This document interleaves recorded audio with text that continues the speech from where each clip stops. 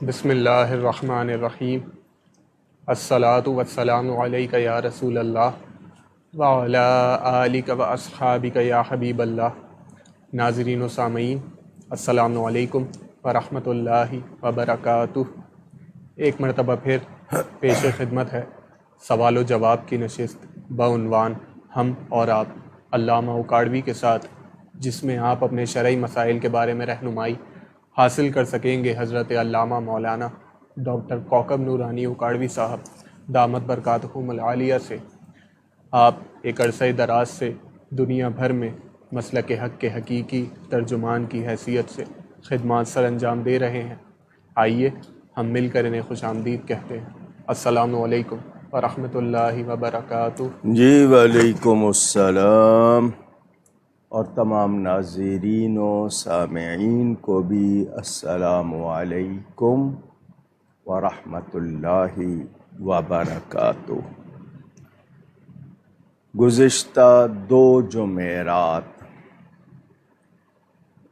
ہم یہ نشست نہیں کر سکے۔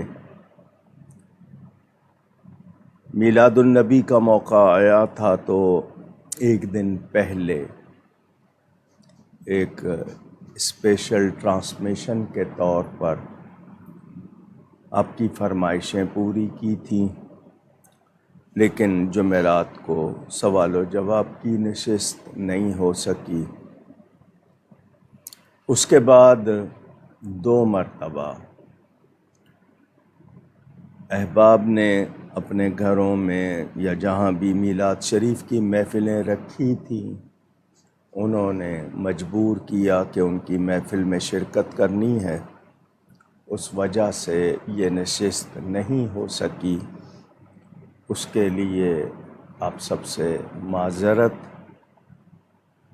کوشش تو یہی ہوتی ہے کہ یہ ٹائم کسی کو نہ دیا جائے، مگر یہ مہینہ ایسا کہ ان کا ذکر ہی کرنا ہے، اس لیے 2 مرتبہ ناغہ ہوا۔ اس کے لیے معافی چاہتا ہوں۔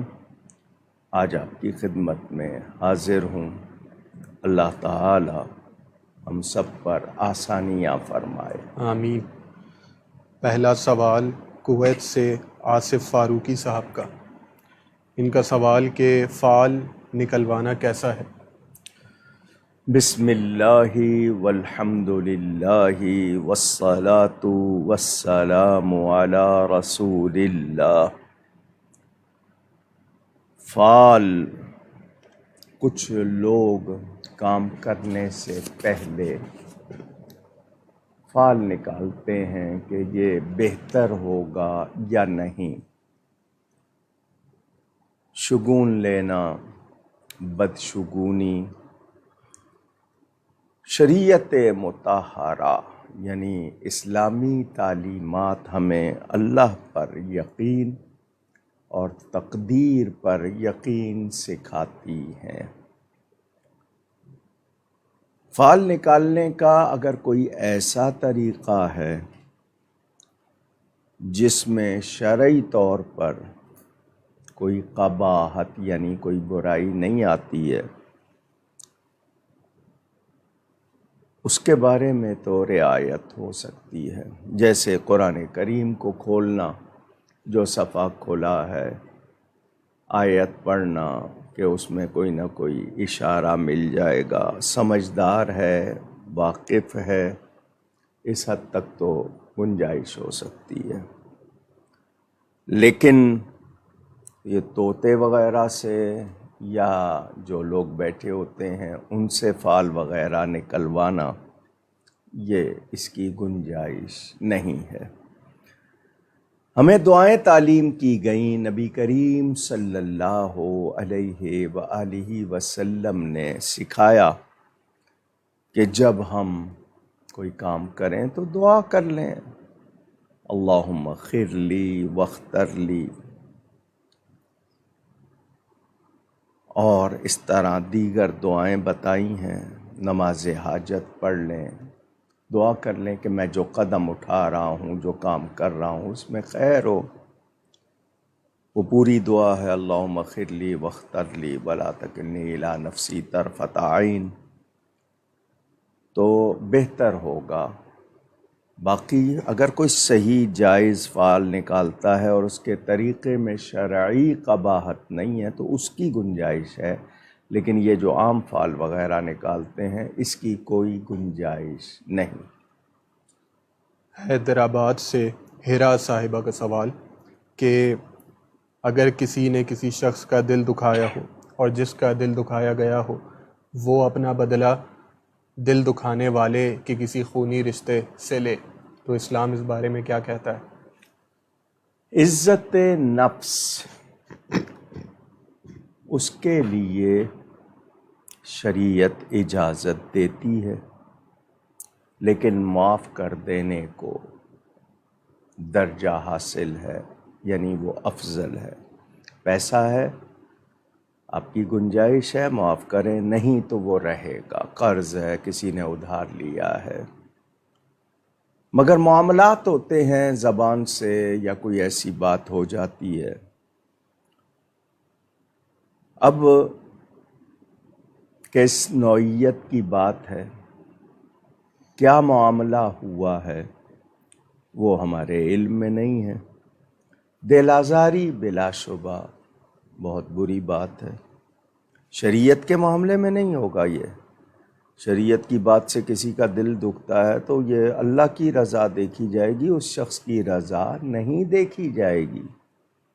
رسول پاک صلی اللہ علیہ وسلم کا کوئی ان کے خلاف کرتا ہے یا ان کے بارے میں نامناسب، تو یہ نہیں دیکھا جائے گا کہ اس کو جواب دوں گا تو اس کا دل دکھے گا۔ وہاں پر نبی پاک صلی اللہ علیہ وسلم کی عزت کا خیال رکھنا ہے۔ صحابہ ہیں، اہل بیت ہیں، اولیاء کرام ہیں، لیکن جو لین دین ہوتا ہے آپس میں، رشتے ناتے ہوتے ہیں، اس میں بھی کوشش کرنی چاہیے کہ دل نہ دکھایا جائے۔ اگر کسی نے دکھایا ہے تو اس کو چاہیے معافی چاہ لے، لیکن آپ نے اس کے کسی رشتے دار سے بدلہ لیا ہے، انتقام لیا ہے، تو کس حد تک لیا ہے، کس بات کا لیا ہے، آپ کہاں تک گئے ہیں، وہ صورت میرے سامنے نہیں۔ میں اس بات کو پسندیدہ نہیں کہوں گا۔ چکوال سے جمیلہ صاحبہ کا سوال کہ اگر نماز کا وقت جا رہا ہو تو جلدی جلدی نماز پڑھ لینی چاہیے یا قضا کر لینی چاہیے، ترجیح کیا ہونی چاہیے؟ وقت کے اندر اندر اگر آپ پڑھ سکتے ہیں تو ضرور پڑھ لیں، تاکہ قضا کی نوبت نہ آئے۔ میرے کسی عمل سے کوئی مجبوری ہے اور اس میں میرا عمل نہیں ہے اور مجبوری ہو گئی ہے، وہ اور بات ہے۔ میں خود کوشش کروں کہ وقت کے اندر پڑھوں، وہی بہتر ہے۔ جلدی جلدی پڑھنے سے مراد یہ ہے کہ ارکان تو پورے ادا کرنے ہوں گے، ذرا یہ کہ مختصر قرأت کر لی جائے گی یا آپ تھوڑا سا تیزی دکھا لیں گے تو، لیکن نماز پوری طرح ادا ہو اور وقت میں ہو جانا اچھی بات ہے، یعنی جان بوجھ کر قضا نہ کیا جائے، یہی ٹھیک ہے۔ حیدرآباد سے منظور صاحب کا سوال کہ اکثر شادیوں میں ہمارے ہاں کچھ رسمیں ہوتی ہیں جو کہ کلچر کا حصہ ہوتی ہیں یا حصہ بن جاتی ہیں وقت کے ساتھ ساتھ، جو کہ بظاہر کبھی کبھی معیوب ہوتی ہیں اور بظاہر کبھی شریعت سے بہت زیادہ متصادم ہوتی ہیں، اس بارے میں رہنمائی فرمائیے۔ سوال جو کیا زین صاحب نے اب اپنے لفظوں میں کیا ہے یا آپ کے لفظ ہیں، بات یہ ہے، میں کئی مرتبہ واضح کر چکا ہوں کہ شادی بیاہ میں ہم لوگوں نے فضولیات اور فضول خرچی بھی، وقت کا بھی ضائع کرنا اور شریعت کے خلاف بہت کچھ کر لیا۔ مثلا لڑکے لڑکیوں کو مکس کر دیا۔ کچھ رسمیں پہلے تو ہوتا تھا نا، کہیں کسی خاندان کی ریت رواج ہوتا تھا ان کا، اب وہ سوشل میڈیا پہ آ جائے یا انٹرنیٹ پہ آ جائے تو وہ سب کے سب اپنانے لگ جاتے ہیں۔ اندھی تقلید جس کو کہنا چاہیے، تو دیکھیں تو صحیح، اخلاقی طور پر، شرعی طور پر اس میں کوئی اگر قباحت یعنی برائی ہے تو اس سے تو بچنا چاہیے۔ اب وہ مکس گیدرنگ ہو، اس میں گانے بجانے ہوں، اس میں بے پردگی ہو، اس میں فضول خرچی ہو تو اس کو کون صحیح کہے گا اور کیسے صحیح کہے گا؟ شادی میں تو یہ ہے کہ ایجاب و قبول، یعنی لڑکی اجازت دے، لڑکا قبول کر لے، 2 گواہ، یہ لازمی 2 چیزیں ہیں۔ خطبہ پڑھنا، چھہارے بانٹنا، ولیمہ کرنا سنت ہے، مہر واجب ہوتا ہے۔ یہ آسان کام، شریعت نے اس میں دکھاوا نہیں رکھا، خوشی کا موقع ہے، لوگوں کو جمع کیا جاتا ہے۔ اور مسلم شریف میں حدیث ہے، وہ ولیمہ سب سے برا کھانا جس میں غریب رشتہ داروں کو نہ بلایا جائے۔ تو ہم لوگوں نے دکھاوا زیادہ کر دیا، دوسروں کے لیے بھی مشکل، لازمی بات ہے، خواتین ایک ہی جوڑا تو ہر تقریب میں نہیں پہنیں گی، آپ جتنی تقریبات کریں گے اتنے جوڑے ان کے بنانے پڑیں گے۔ پھر یہ کہ وقت کتنا لگے گا، جو آ رہا ہے نہیں آ رہا، کسی کے ساتھ ذرا سا بھی اب بے رخی سے پیش آئے، وہ ناراضیاں الگ ہوتی ہیں، چوریاں الگ ہو جاتی ہیں، کچھ نہ کچھ باتوں میں فرق آ جاتا ہے۔ تو بچنا چاہیے، یہ غلط رسمیں، ہمیں ان کا ٹوٹل بائیکاٹ کرنا چاہیے۔ جہیز کے نام پہ ہم نے کتنا کچھ کر لیا، تو میں نوجوانوں سے خاص طور پر کہوں گا کہ وہ ان چیزوں کے لیے آگے بڑھیں۔ کتنی ہماری بہنیں بیٹیاں گھروں میں بیٹھی ہیں کہ ان کے پاس پیسے نہیں ہیں، معاشرہ وہ چیز مانگتا ہے۔ میں اس ربیع الاول میں کئی مرتبہ میرا پنجاب جانا ہوا، لوگوں نے بتایا جی شادی اب آسان نہیں ہے، کچھ برادریوں میں خاص طور پر بہت کچھ کرنا پڑتا ہے، بہت سے جوڑے دینے پڑتے ہیں، بہت سے تحفے دینے پڑتے ہیں، بہت مشکل کر دیا گیا ہے۔ تو وہ تمام لوگ اگر سن رہے ہوں تو یاد رکھیں، آپ کا وقتی طور پر جو دکھاوا ہے وہ ہو جائے گا، مگر آپ پر وبال کتنا ہوگا، بوجھ کتنا ہوگا۔ آپ شاید اس کو سب کو جائز سمجھ رہے ہوں گے، ایسا نہیں ہے۔ آپ لوگ ان غلط رسموں کو توڑیں، ختم کریں، کوشش کریں کہ شادیاں آسان ہو، ورنہ پھر گناہ آسان ہو جائے گا، لوگ گناہ کی طرف جائیں گے۔ شادی مہنگی ہے، نہیں ہو رہی ہے۔ اور پھر یہ کہ وہ لوگ جو نہیں کر پا رہے ہیں، خاص طور پہ وہ لوگ جو نمائش کرتے ہیں، دکھاوا کرتے ہیں، وہ دوسروں کے لیے ان کے دلوں پہ کیسے کیسے آریاں چلتی ہوں گی، کبھی آپ نے سوچا؟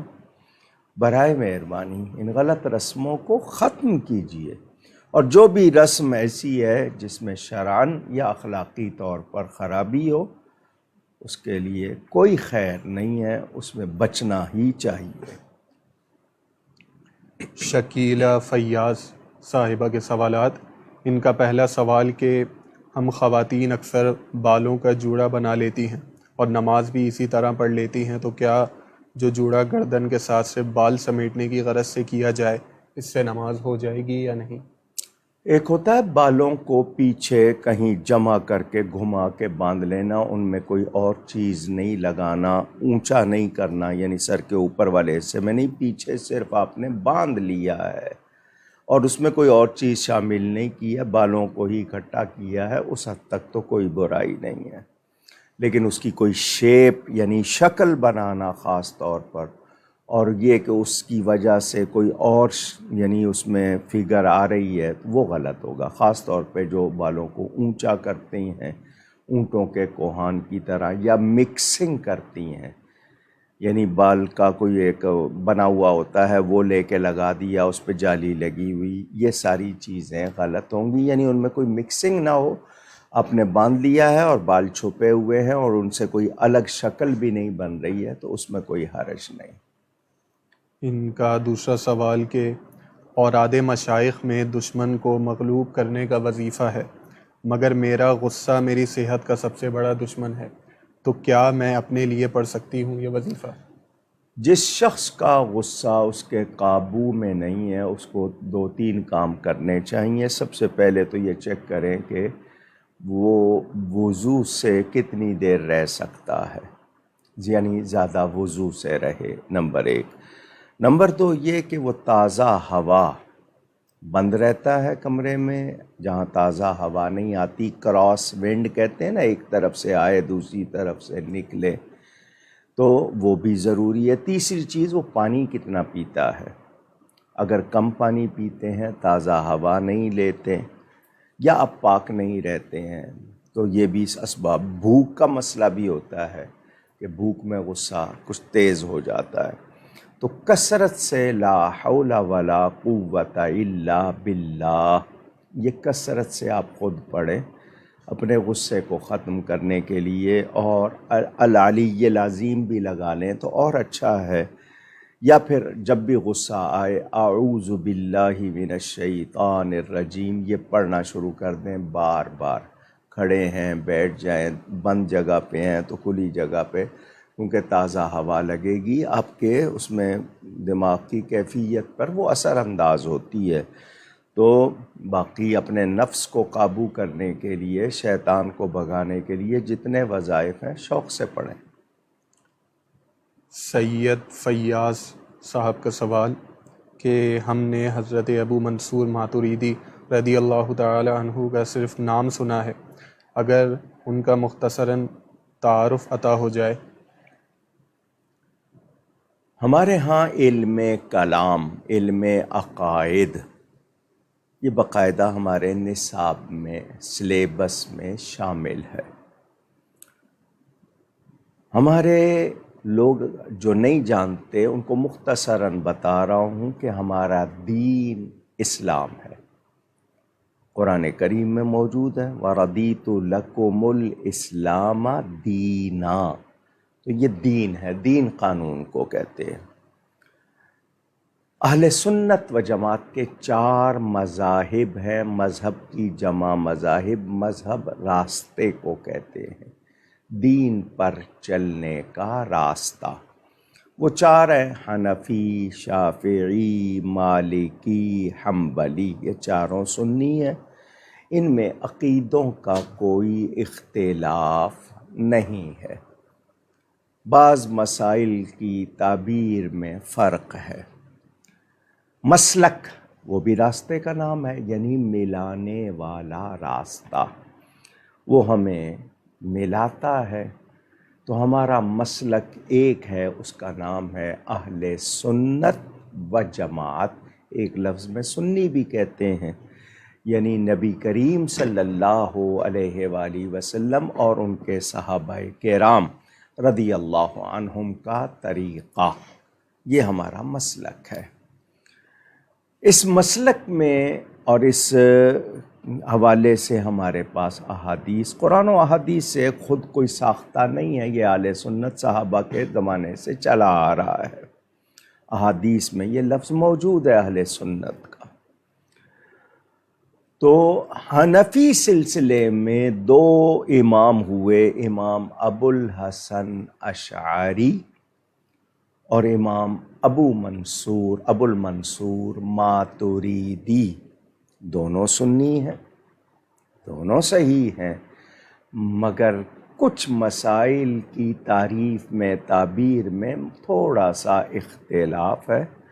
تو ہم ماتوریدی اس تعریف کو، تعبیر کو زیادہ بہتر سمجھتے ہوئے اس کو اپنائے ہوئے ہیں.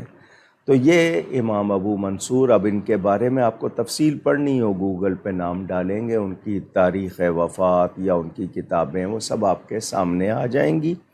میں نے صرف تعارف کروایا کہ یہ اشعری اور ماتوریدی، یہ احناف میں آگے 2 سلسلے ہیں.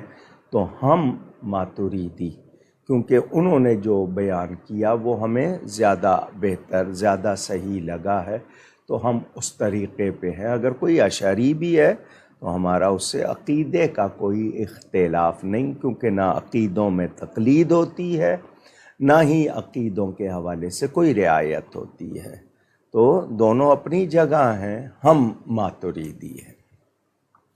اگلا سوال منظور احمد حسینی صاحب کا کہ حضور غوث پاک رضی اللہ تعالی عنہ کا وصال مبارک 8 ربیع الثانی کو ہوا تھا یا 11 کو؟ یہ یاد رکھیں کہ پرانے وقتوں میں اس طرح کی سہولتیں نہیں تھیں.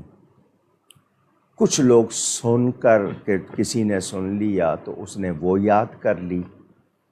تو ہم اس میں زیادہ ثقہ کا مطلب جو زیادہ مضبوط زیادہ بہتر، جس کی ہمیں معلوم ہوتا ہے کہ یہ جو بیان کر رہا ہے یہ زیادہ مضبوط آدمی ہے اور اس کی جو باتیں ہیں وہ زیادہ مضبوط ہیں، تو اس کو ثقہ کہتے ہیں۔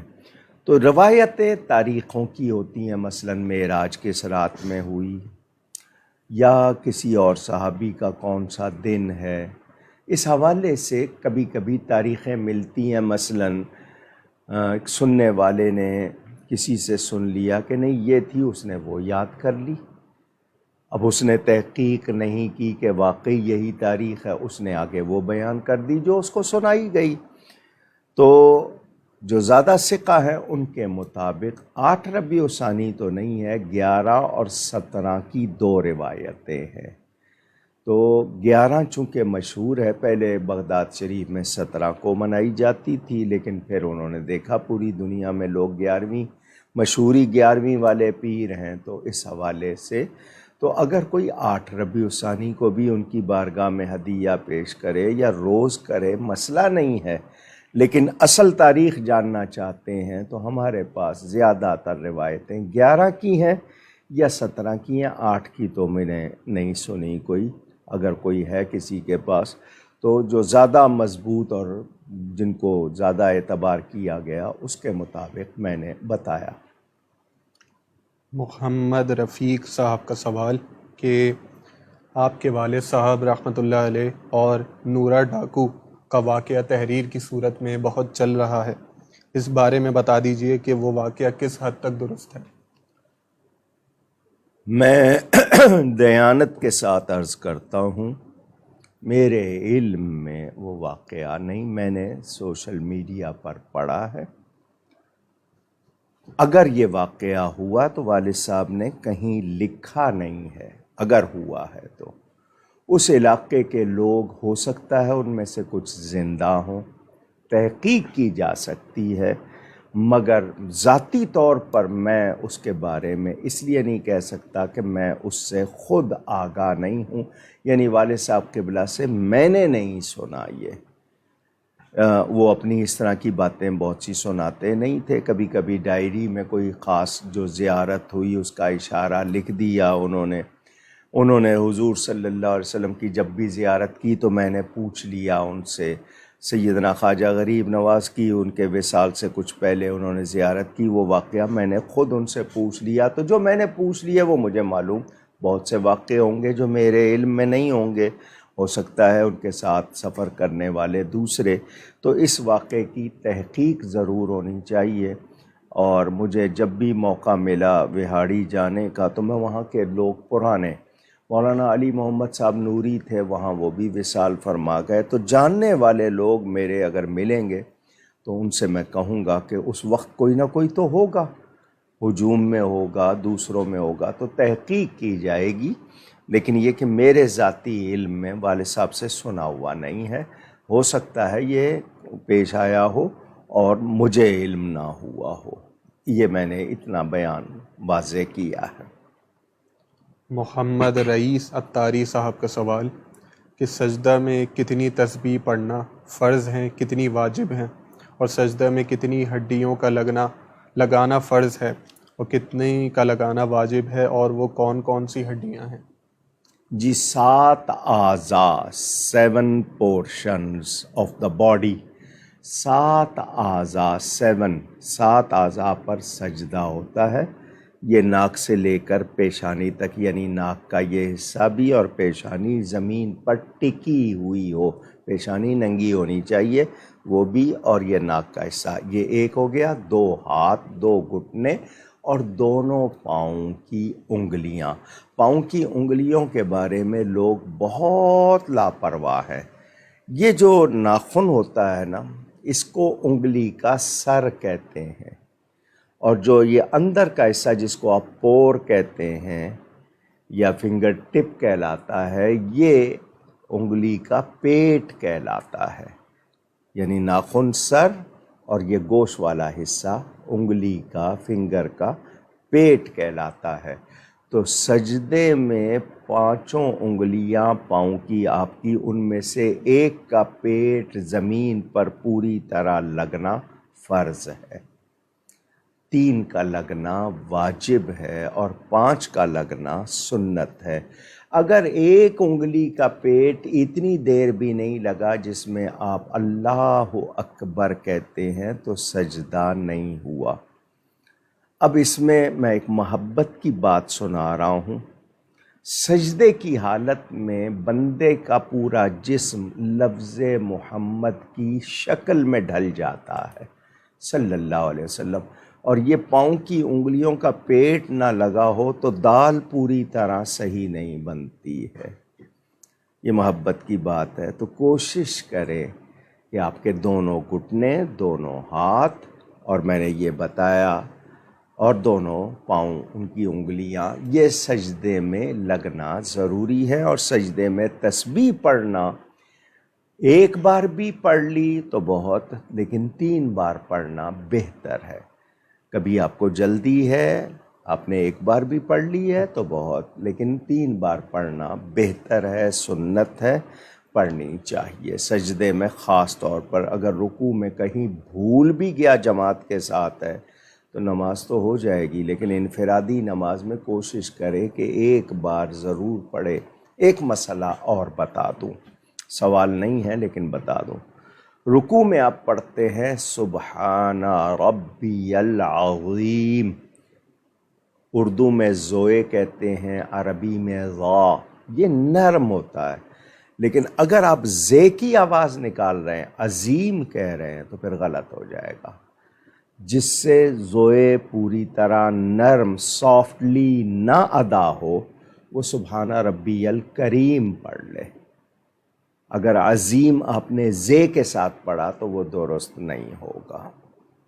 عظیم کا آپ کو پروناؤنسیشن معلوم ہونا چاہیے، وہ سافٹ ہوتا ہے، وہ نرم ہوتا ہے، تو زے میں سختی ہوتی ہے، تو یہ بھی میں نے آپ کے لیے واضح کر دیا۔ عبد القادر صاحب کا سوال انڈیا سے کہ دیوالی کی مبارکباد دینا کیسا ہے؟ لفظ مبارک یہ کسی غیر شرعی یا کسی غلط کام پہ بالکل بھی نہیں بولا جا سکتا۔ مبارک کا کیا مطلب ہے؟ برکت والا، تو جس میں برکت کا تصور دین سے آئے گا یا کوئی بھلائی سے آئے گا، جہاں دین کا کوئی تصور ہی نہیں ہے۔ مثلاً اب کسی نے بہت اچھا جناب اپنے آواز میں گانا گا لیا تو کیا آپ اس کو مبارک کہیں گے؟ کسی نے ڈانس بہت اچھا کر لیا تو کیا آپ یہ کہیں گے؟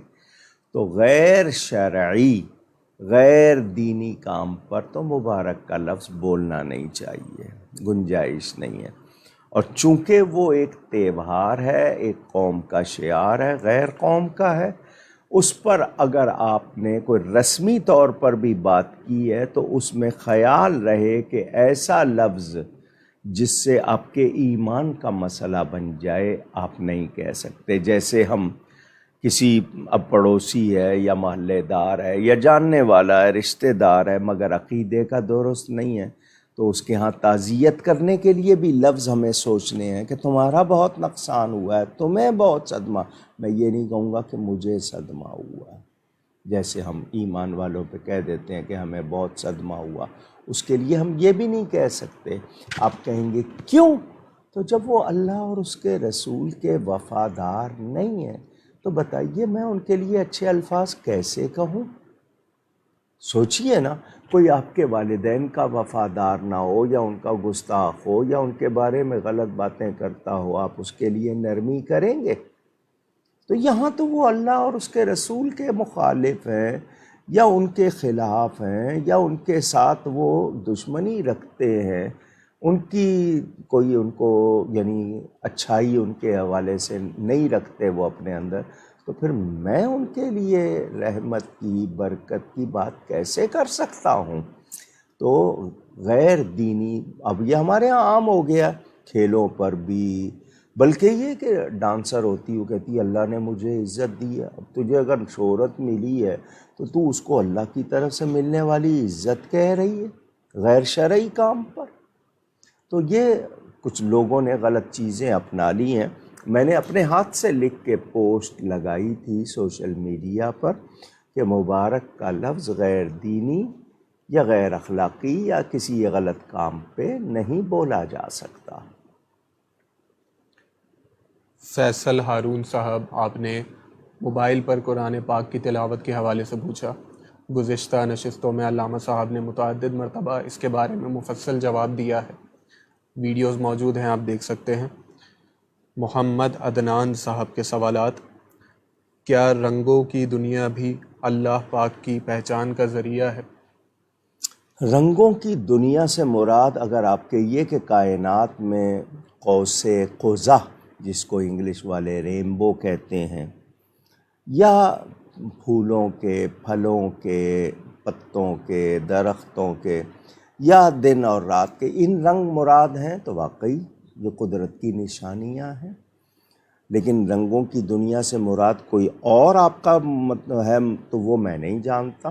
باقی یہ کائنات میں جتنا کچھ ہے یہ سب رب کا ہی جلوہ دکھا رہا ہے، رب کا ہی پتہ دے رہا ہے. 10 گز کی زمین ہے، اس میں آپ نے 10 پودے لگائے ہوئے ہیں، ہر ایک کے پتے الگ ہیں، ان کے پھول الگ ہیں، ان کے پھل الگ ہیں، ان کے ذائقے الگ ہیں، ان کے رنگ الگ ہیں. یہ قدرتی کی پہچان ہے. یعنی ہر ورقے معرفت کردگار کے ہر پتا پتا اللہ کی پہچان کرا رہا ہے. اگلا سوال عدنان صاحب کا اگلا سوال کہ اگر کوئی یہ سوچ رکھ کر گناہ کرے کہ اللہ پاک غفور و رحیم ہے، معاف کرنے والا ہے، تو ایسے شخص کے بارے میں کیا شرعی حکم ہوگا؟ دلیری ہے یہ تو بہت. بلا شبہ وہ غفور الرحیم ہے، وہ بخشنے والا ہے. گناہ ہو جاتے ہیں لیکن گناہ پہ دلیری نہیں ہے، یعنی دلیر ہو کے گناہ نہیں کرنا ہے. اگر جان بوجھ کے بھی کیا ہے تو شرمندہ ہونا ہے، توبہ کرنی ہے. بھولے سے ہو گیا تب بھی توبہ کرنی ہے، دلیر نہیں ہونا. یہ یعنی دلیری ہے کہ جی وہ بخشے گا تو میں اللہ پہ کوئی یہ نہیں کہہ رہا، آپ کو اس کی رحمت سے مایوس نہیں کر رہا، لیکن گناہ پر دلیری اور جرأت دکھانا یہ بالکل مناسب نہیں ہے. مقبول پٹیل صاحب کا سوال کہ خاتون کو جاب پر رکھنے کا کیا شرعی حکم ہے؟ مسلم اور غیر مسلم دونوں کے حوالے سے بتا دیجیے. دیکھیں جی، خواتین شرعی حدود میں رہ کر ملازمت کر سکتی ہے. مثلا ٹیچنگ ہے، استانی ہے، بن سکتی ہے. ڈاکٹر ہے، ڈاکٹر عورت نہیں ہوگی تو پھر عورتیں کس سے علاج کرانے جائیں گی؟ پھر ان کو لامحالہ مردوں کے پاس جانا پڑے گا. خاص طور پر جو خواتین کے خاص مسائل ہوتے ہیں تو خاتون ڈاکٹر نہیں ہوگی تو پھر وہ مجبور ہوں گی مردوں کے پاس جانے. اسی طرح کوئی جو بھی کام جو اس کی نسوانیت کو بھی متاثر نہ کریں اور اس کی حفاظت میں بھی رکاوٹ نہ بنے، لڑکی محفوظ ہو، شرعی حدود میں رہ کر جو بھی جائز کام ہے وہ کر سکتی ہے. لیکن اپنی تسکین کے لیے خاتون رکھنا یا لوگوں کی اٹریکشن کے لیے، رغبت کے لیے، اور اس کو یہ ہو کہ وہ بن سنور کر آئے، دوپٹہ بھی نہ لے، یعنی وہ بیٹھے، یہ آپ یقیناً اگر اس کو کہیں گے کہ پیسے اسی چیز کے دے رہے ہیں تو آپ خود گناہ کروا رہے ہیں. ذمہ دار آپ بھی ہیں، وہ بھی ہے. تو پردے میں رہ کے شرعی مناسب انداز میں پڑھا سکتی ہیں، لکھ سکتی ہیں، کمپیوٹر پہ کام کر سکتی ہیں، لیبارٹری میں کام کر سکتی ہیں. کتنے ان کے شعبے ہیں، یہ کشیدہ کاری ہے، کپڑے کا کام ہے، دوسرا ہے، ان کے الگ ہوں، پردے میں ہوں، وہ محفوظ ہوں، شوق سے کر سکتی ہیں. کتنی خواتین کرتی ہیں، آفس بھی چلاتی ہیں، لیکن ان کے اپنے وہ سیکشن ہوتے ہیں، اس میں مردوں کا ان کے ساتھ مکسنگ نہ ہو. تو جو شریعت نے اجازت دی ہے جہاں تک وہ صحیح رہ کے، اب یہ ہے کہ آپ ان سے ایسے کام کروائیں جو ان کی جسمانی ساخت کے لیے بھی، ان کی صحت کے لیے بھی مضر ہوں، تو وہ کروانے والے اور وہ خود کرنے والی بھی یقیناً نقصان اٹھاتی ہیں. پھر یہ کہ ورکنگ وومن پھر گھر میں اچھی بیوی نہیں یا اچھی ماں ثابت نہیں ہوتی، وہ بچوں کو شوہر کو ٹائم نہیں دیتی، تو گھر کا ماحول بہتر نہیں ہوتا۔ تو ایسا کام نہیں کرنا جس سے نسوانیت بھی متاثر ہو، اس کی عزت اور اس کی حفاظت بھی متاثر ہو۔ تو جو جہاں تک وہ درست رہ کے کام ہوتا ہے کر سکتی ہیں۔ عنایہ فاطمہ صاحبہ کا سوال کہ 11ویں شریف کی نیاز کے طور پر کیا طریقہ درست ہے؟ کیا کھانا دینا یا پھر پیسے دینا؟ جی، اصل چیز ہے ایصال ثواب۔ ہم کوئی نیکی کر کے اس کا جو ثواب ہمیں ملنے کی امید ہے وہ ہدیہ کرنا، اصل چیز ایصال ثواب ہے۔ اس میں بریانی شرط نہیں ہے، اس میں حلوہ شرط نہیں ہے، اس میں کھانا شرط نہیں ہے، اس میں ہجوم شرط نہیں ہے۔ مل کے کر رہے ہیں ٹھیک ہے، آپ کر سکتے ہیں، لیکن یہ کہ جی اس کے بغیر نہیں ہوگا ایسی بات نہیں۔ اکیلا بھی کوئی شخص ایصال ثواب کرتا ہے وہ بھی کر سکتا ہے، اور مل کے بھی کرتا ہے وہ بھی درست ہے کہ کوئی ایک نیک شامل ہو جائے، اس کی برکت سے سب کا قبول ہو جائے۔ تو وہ کوئی کھانا کوئی چیز شرط نہیں ہے۔ ہاں اللہ نے توفیق دی ہے تو یہ موقع جو ہوتے ہیں نا، یہ ان لوگوں کو فائدہ پہنچانا جن کو میسر نہیں ہے، غریبوں کو کھلائے تاکہ ان کی دعائیں ملیں۔ ان کو پہنچے گا تو اصل ثواب تو وہ ہے، لیکن جن کو پہلے ہی ملتا ہے ان کو دینا، تو حالانکہ وہ کھا سکتے ہیں، منع نہیں ہے، مگر ہم لوگ صرف یہی کریں کہ نہیں جی خاص خاص کو دیا اور عام کو دیا ہی نہیں، غریبوں کو پہنچا نہیں، تو وہ غلط ہوگا۔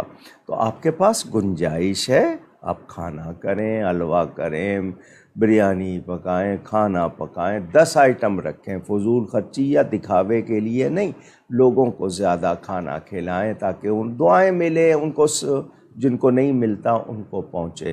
لیکن آپ کے پاس کچھ بھی نہیں ہے، آپ نے پانی رکھا ہوا ہے، اتنی سی چینی رکھی ہوئی ہے، خود ہی کھا لی ہے، کوئی حرج نہیں ہے۔ تو اصل چیز کلام پڑھنا، نیکی کر کے ثواب بخشنا ہوتا ہے۔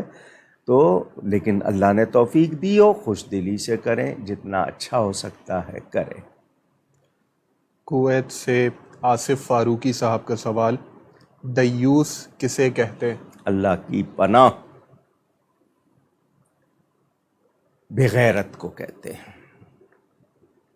کہنا تو مجھے نہیں چاہیے، کوئی آپ کی بہن، بیٹی، بیوی سے، کوئی آپ کے قرابت سے فحش کلام کر رہا ہے، بے حیائی کی باتیں کر رہا ہے اور آپ انجوائے کر رہے ہیں، یا آپ کے سامنے کوئی غلط ہو رہا ہے اور آپ پرواہ نہیں کر رہے،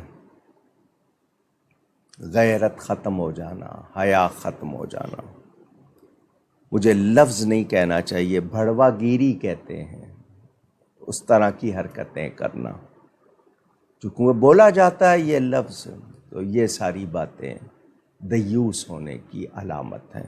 اسی طرح عورت کا، اپنی ہی عورت ہو، غلط استعمال، اس پر بھی یہ لفظ بولا گیا ہے۔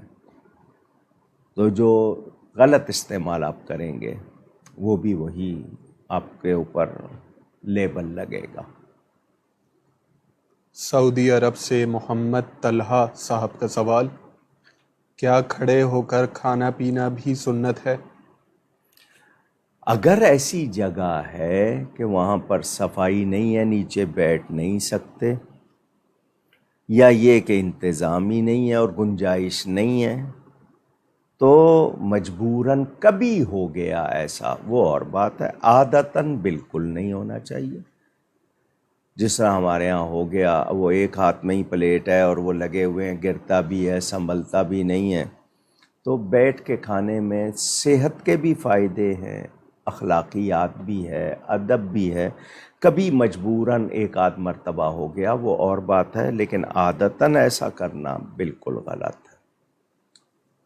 اگلا سوال راحیل امین صاحب کا، روح کے بارے میں شریعت کیا کہتی ہے؟ کیا ہم جب سو جاتے ہیں تو ہماری روح بھی دوسری ارواح سے جا کر ملاقات کرتی ہے؟ اور کیا فوت شدہ مسلمانوں کی ارواح گھر آتی ہیں؟ جو آپ نے باتیں پوچھی ہیں اس کے حوالے سے، روح امر رب ہے، قرآن میں ہے نا یسألونک عن الروح قل الروح من امر ربی، آپ سے روح کے بارے میں پوچھتے ہیں، کہہ دیں کہ یہ اللہ کا حکم ہے، اللہ کا امر ہے۔ روح کو قید نہیں کیا جا سکتا، جسم کے پنجرے میں اس وقت قیدی کی صورت ہے وہ، اور جو آپ خواب میں دیکھتے ہیں اپنے آپ کو وہ آپ کی شکل مثالی ہوتی ہے۔ روح سفر بھی کرتی ہے، روح کی قوت بہت زیادہ ہے، روحیں گھر میں بھی آتی ہیں، نیک روحیں پوری کائنات میں سیر کرتی ہیں، احادیث موجود ہیں، کتاب الروح پوری علامہ ابن قیم کی وہ بھی موجود ہے، اس پر متعدد بزرگوں نے شرح الصدور پڑھ لیں، امام سیوطی کی۔ تو یہ روح جب ہم سوتے ہیں تو وہ دوسری روحوں سے ملنے کا مطلب یہ نہیں ہے کہ وہ عالم ارواح میں جا کے ملاقات کر رہی ہوتی ہے، وہ شکلوں میں ہمارے سامنے بھی آتی ہے، اور روح کو جو قوت حاصل ہے وہ ہمارے جسم کی نہیں بلکہ جسم میں بھی روح کی وجہ سے حرکت ہے، روح نکل جائے تو پھر حرکت کہاں رہ جاتی ہے؟ تو یہ امر رب ہے۔ تو اپنی روح کو بھی جس طرح جسم صاف ستھرا رکھتے ہیں، روح کو بھی صاف ستھرا رکھیں۔ اس میں خرابی کیسے آتی ہے؟ گناہوں سے آتی ہے، غلط غذاؤں سے آتی ہے، حرام سے آتی ہے۔ تو روح کی بھی تازگی، کہ روح کی غذا کیا ہے؟ لوگ کہتے ہیں موسیقی ہے، تو جب کوئی مر جائے تو پھر قرآن نہ پڑھا کریں، وہاں پر آپ میوزک بجایا کریں، کیونکہ روح کی غذا ہے پھر وہ، وہاں تو آپ قرآن پڑھ رہے ہوتے ہیں۔ تو قرآن روح کی غذا ہے، کیونکہ روح کا دیس کیا ہے؟ روح کہاں سے آئی ہے؟ اللہ کی طرف سے آئی ہے، تو اللہ ہی کی باتیں اس کی غذا ہو سکتی ہیں، گند اس کی غذا نہیں۔ لاس اینجلس یونائٹڈ اسٹیٹس سے سمینہ راوڈا صاحبہ کا سوال، کوئی کسی کی برائی کر رہا تھا تو میں نے اس کو کہا کہ کسی کی غیبت نہیں کرنی چاہیے، تو اس نے کہا کہ اس شخص میں یہ برائیاں ہیں، برے کو برا نہیں کہیں گے تو اور کیا کہیں گے؟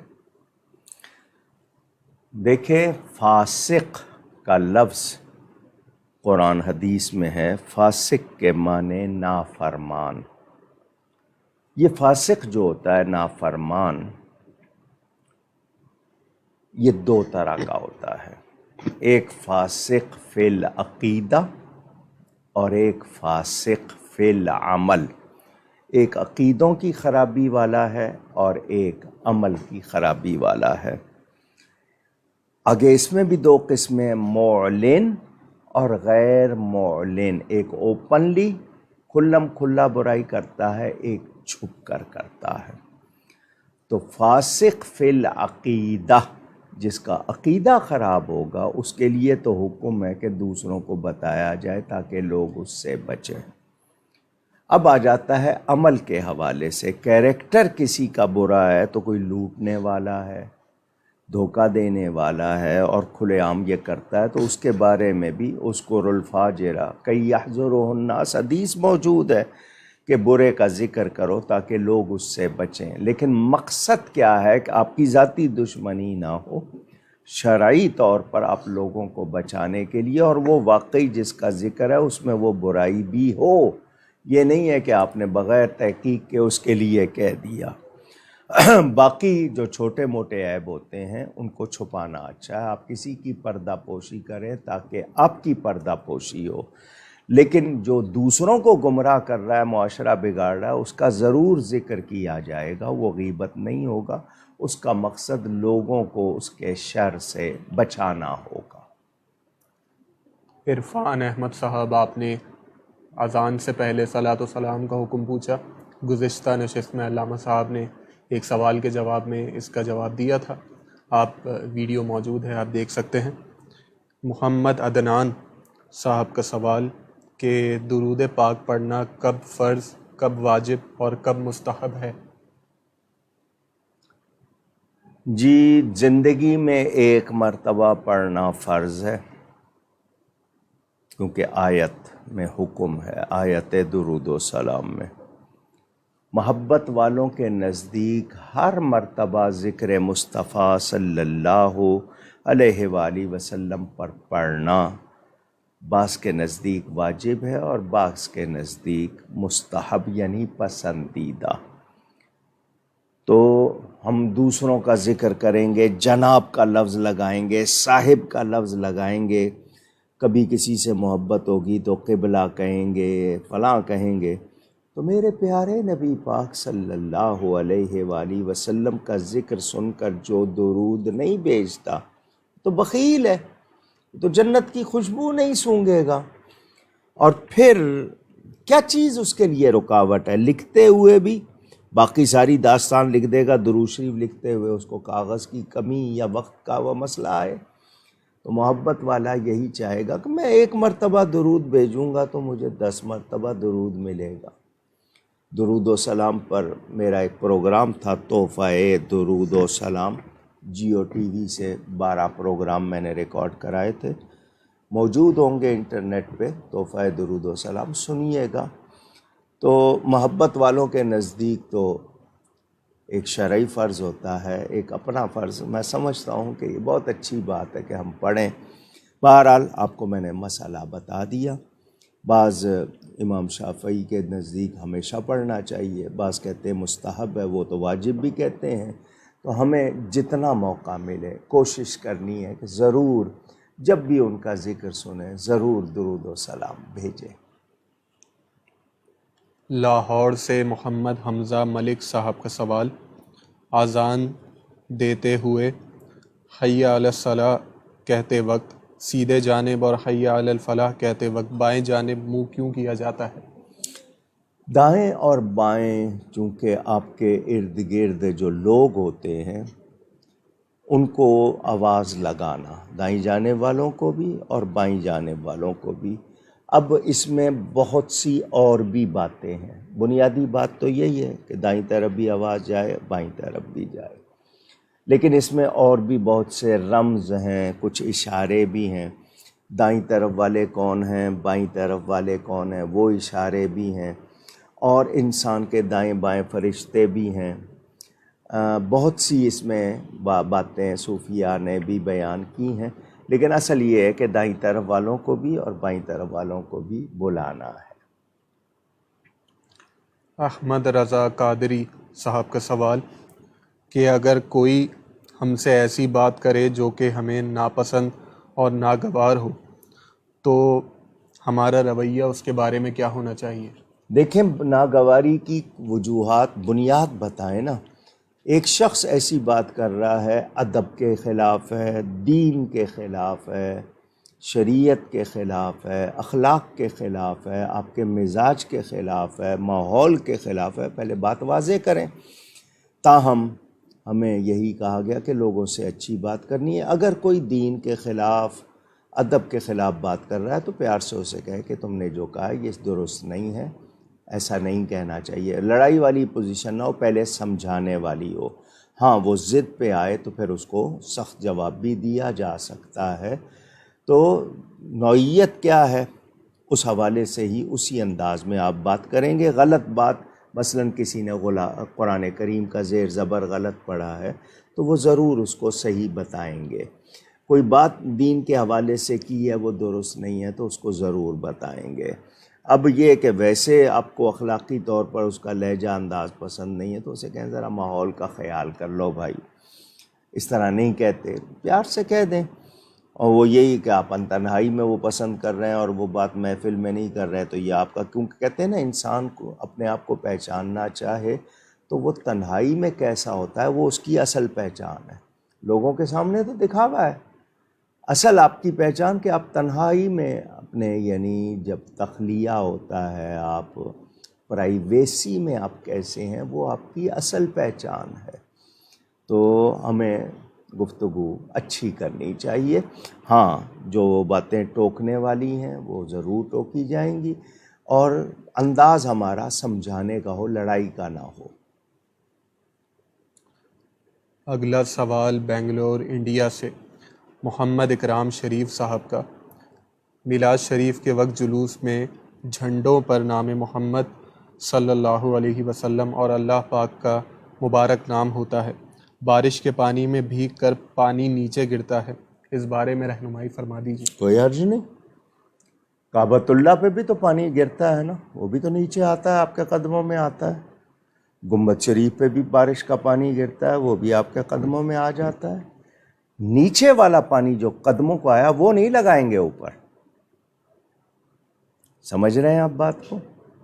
یعنی جو پانی نیچے آ گیا فرش کا، وہ ان چیزوں کو نہیں لگائیں گے، اس سے لگ کر پانی آ رہا ہے تو اس میں کوئی حرج نہیں ہے، وہ تو بلکہ اگر آپ کے اوپر گر رہا ہے تو آپ اس کو اچھا سمجھتے ہیں، لیکن وہ زمین پہ بھی آ جائے تو منع نہیں ہے، لیکن زمین والا پانی اس کو نہیں لگایا جائے گا۔ گوجرانوالہ سے احمد پرویز صاحب کا سوال، ولی کی اجازت کے بغیر نکاح کا کیا شرعی حکم ہے؟ ولی سے مراد یہ ہے کہ لڑکی کے لیے خاص طور پر، ویسے تو لڑکے کا بھی ذکر ہے کہ اس کے ماں باپ اس کے ولی ہیں یا اس کے بڑے موجود ہیں، ان کی اجازت، ان کی شمولیت ہونی چاہیے۔ دیکھیں میں آپ کو اصل وجہ بتاؤں، اسلام یہ چاہتا ہے کہ معاشرے میں رشتے ناتوں کی اہمیت رہے، آپ کے ریلیشنز ویلیویبل رہیں، ہم رشتوں کی ناقدری نہ کریں، بڑوں کے ساتھ کیسے پیش آنا ہے، جو برابر کے ہیں ہم جولی ہیں ان کے ساتھ کیسے، اور چھوٹوں سے کیسے، معاشرے میں ان قدروں کی اہمیت رہے گی تو ہمارے اندر اچھائی رہے گی۔ ایک وقت تھا بڑے خود طے کر دیتے تھے دولہا دلہن صرف نکاح کے بعد ہی ایک دوسرے کی شکل دیکھا کرتے تھے، وہ بھی ہمارا ہی معاشرہ تھا، وہ کوئی اور معاشرہ نہیں تھا، اور عمریں گزرتی تھیں اور بڑی اچھی گزرتی تھیں۔ اب وہ جناب کہ نہیں جی پہلے مزاج سمجھ لیں، تو وہ کچھ زیادہ ہی سمجھ لیتے ہیں، پھر گزارا نہیں ہو پاتا۔ رابطہ رکھیں جی، اتنی باتیں ہو جاتی ہیں، بعد میں کہنے کو کچھ نہیں رہتا، اتنے راز اور اتنے پردے کھل جاتے ہیں کہ اس کے بعد پھر ایک دوسرے کے معاملے میں دشواری، اور خاص طور پر یہ موبائل سیل فون جو ہے یہ مزید خراب کر رہا ہے۔ تو قدریں ہونی چاہیے، تو ولی کی شمولیت اور اجازت بھی برکت کے حوالے سے اور شریعت کے حوالے سے ضروری، لیکن اگر کوئی نہیں کرے گا نکاح ہو جائے گا، مگر یہ کہ برکت سے خالی ہوگا، گناہ گار ہوگا، تو ضروری ہے کہ بڑوں کو شامل کیا جائے۔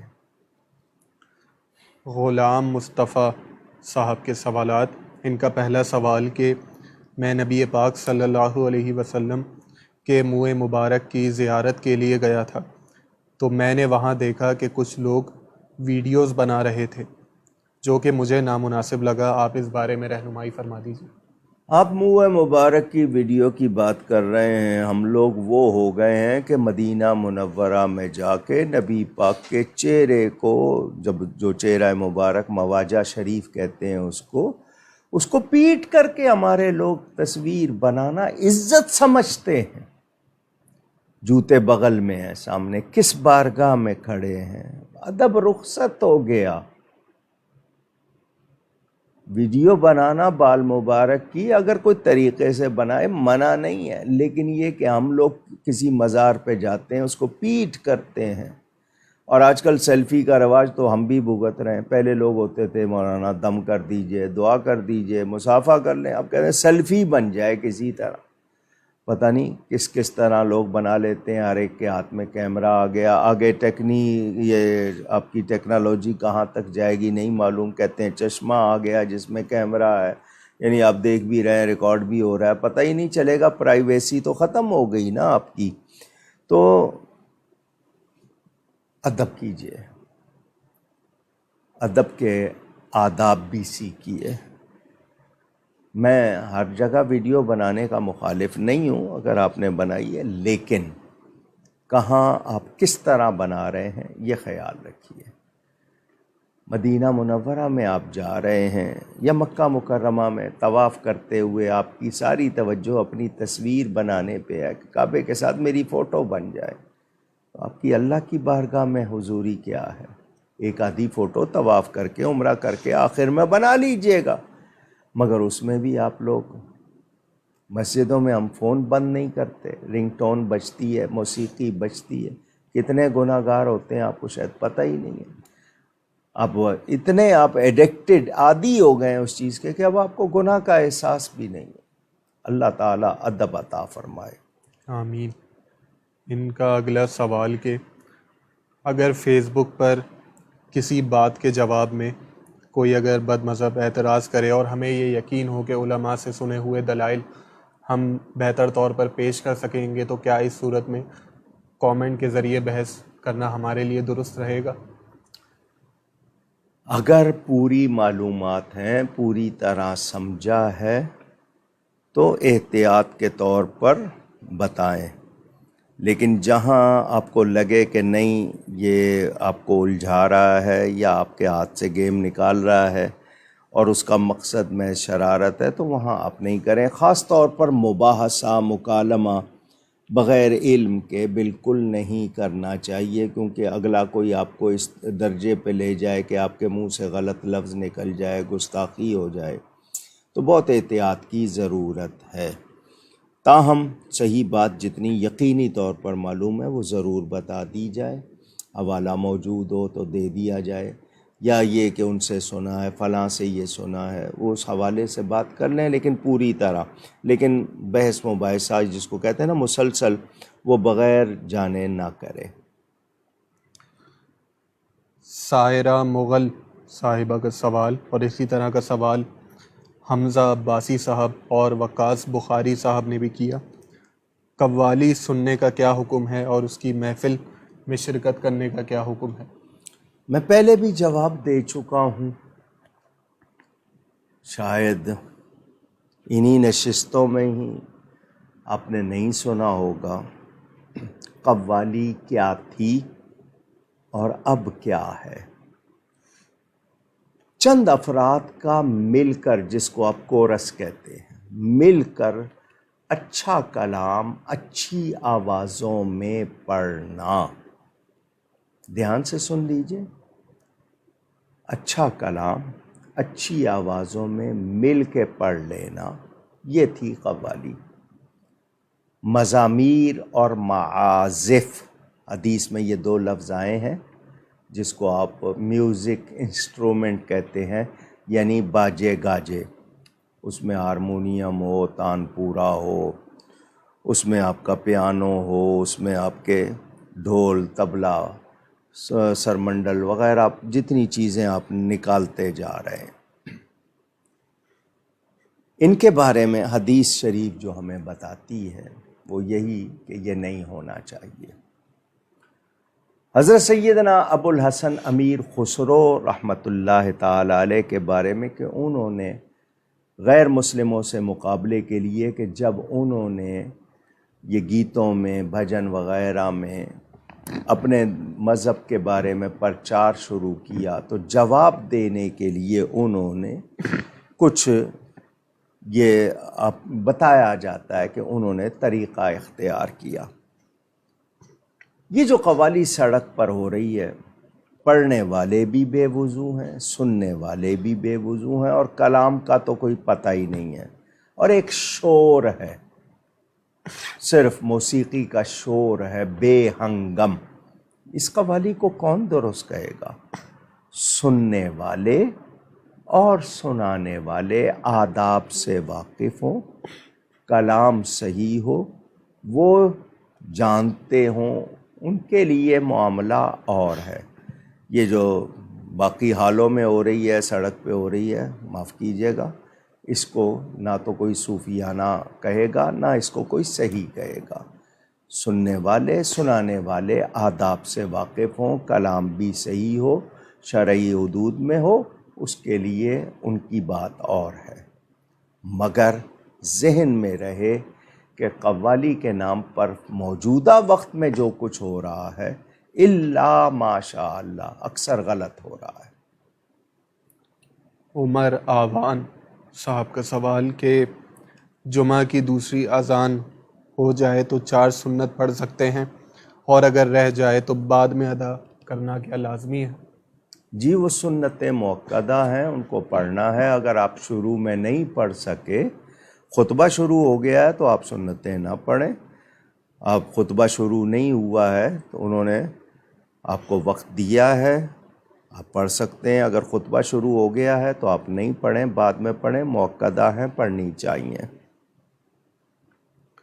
اگلا سوال ذیشان شیخ صاحب کا، کیا اپنے پیر و مرشد کی قدم بوسی کرنا جائز ہے جبکہ ایسا لگتا ہو کہ سجدے کی حالت میں ہے، اس طرح کیا حکم ہوگا؟ رہنمائی فرما دیجیے۔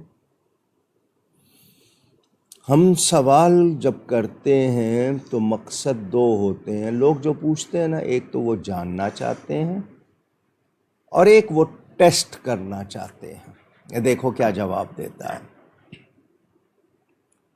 میں شریعت و سنت کا پابند ہوں، لوگوں کا پابند نہیں ہوں۔ حدیثوں میں موجود ہے صحابہ کرام نبی کریم صلی اللہ علیہ وسلم کے ہاتھ بھی چومتے تھے، پاؤں بھی چومتے تھے، قدم بوسی۔ حضرت علی کرم اللہ تعالی وجہ الکریم حضرت عباس کے ہاتھ بھی چومتے تھے، پاؤں بھی چومتے تھے۔ مرتبہ درجہ حضرت علی کا زیادہ، مگر حضرت عباس کے ہاتھ پاؤں کیوں چومتے تھے کہ وہ نبی پاک صلی اللہ علیہ وسلم کے چچا ہیں۔ ماں باپ کے لیے بھی ہمیں کہا گیا ماں کے قدموں کو چومنا۔ فقہ حنفی کی مشہور کتاب، معتبر کتاب در مختار میں ہے، ماں کے قدم چومنا ایسا جیسے جنت کی چوکھٹ کو چومنا۔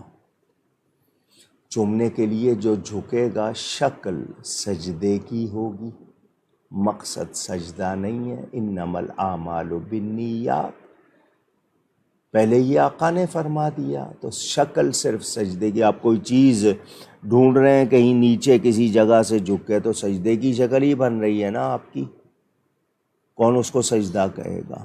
تو اصل چیز نیت ہے، یاد رہے۔ تو قدم بوسی کرتے ہوئے جھکنا، لیکن پیر و مرشد کی قدم بوسی وہ چاہے نہیں، اس کی خواہش نہ ہو کہ لوگ میرے قدم چومیں، یا دکھاوے کے طور پر آپ نہ چومیں کہ صرف دکھاوا کر رہے ہیں، اصل میں آپ کو عقیدت نہیں ہے۔ کچھ لوگوں کے ہاں رسمیں بھی ہیں کہ جب تک ان کے پاؤں نہ چھوئے جائیں پیر صاحب راضی نہیں ہوتے، یا ان کو قدم بوسی نہ کی جائے تو وہ سمجھتے ہیں کہ نہیں جی یہ مرید نہیں ہے۔ ایسا نہیں ہے، عقیدت محبت سے کوئی چومتا ہے، چومنا جائز ہے، مگر احتیاط۔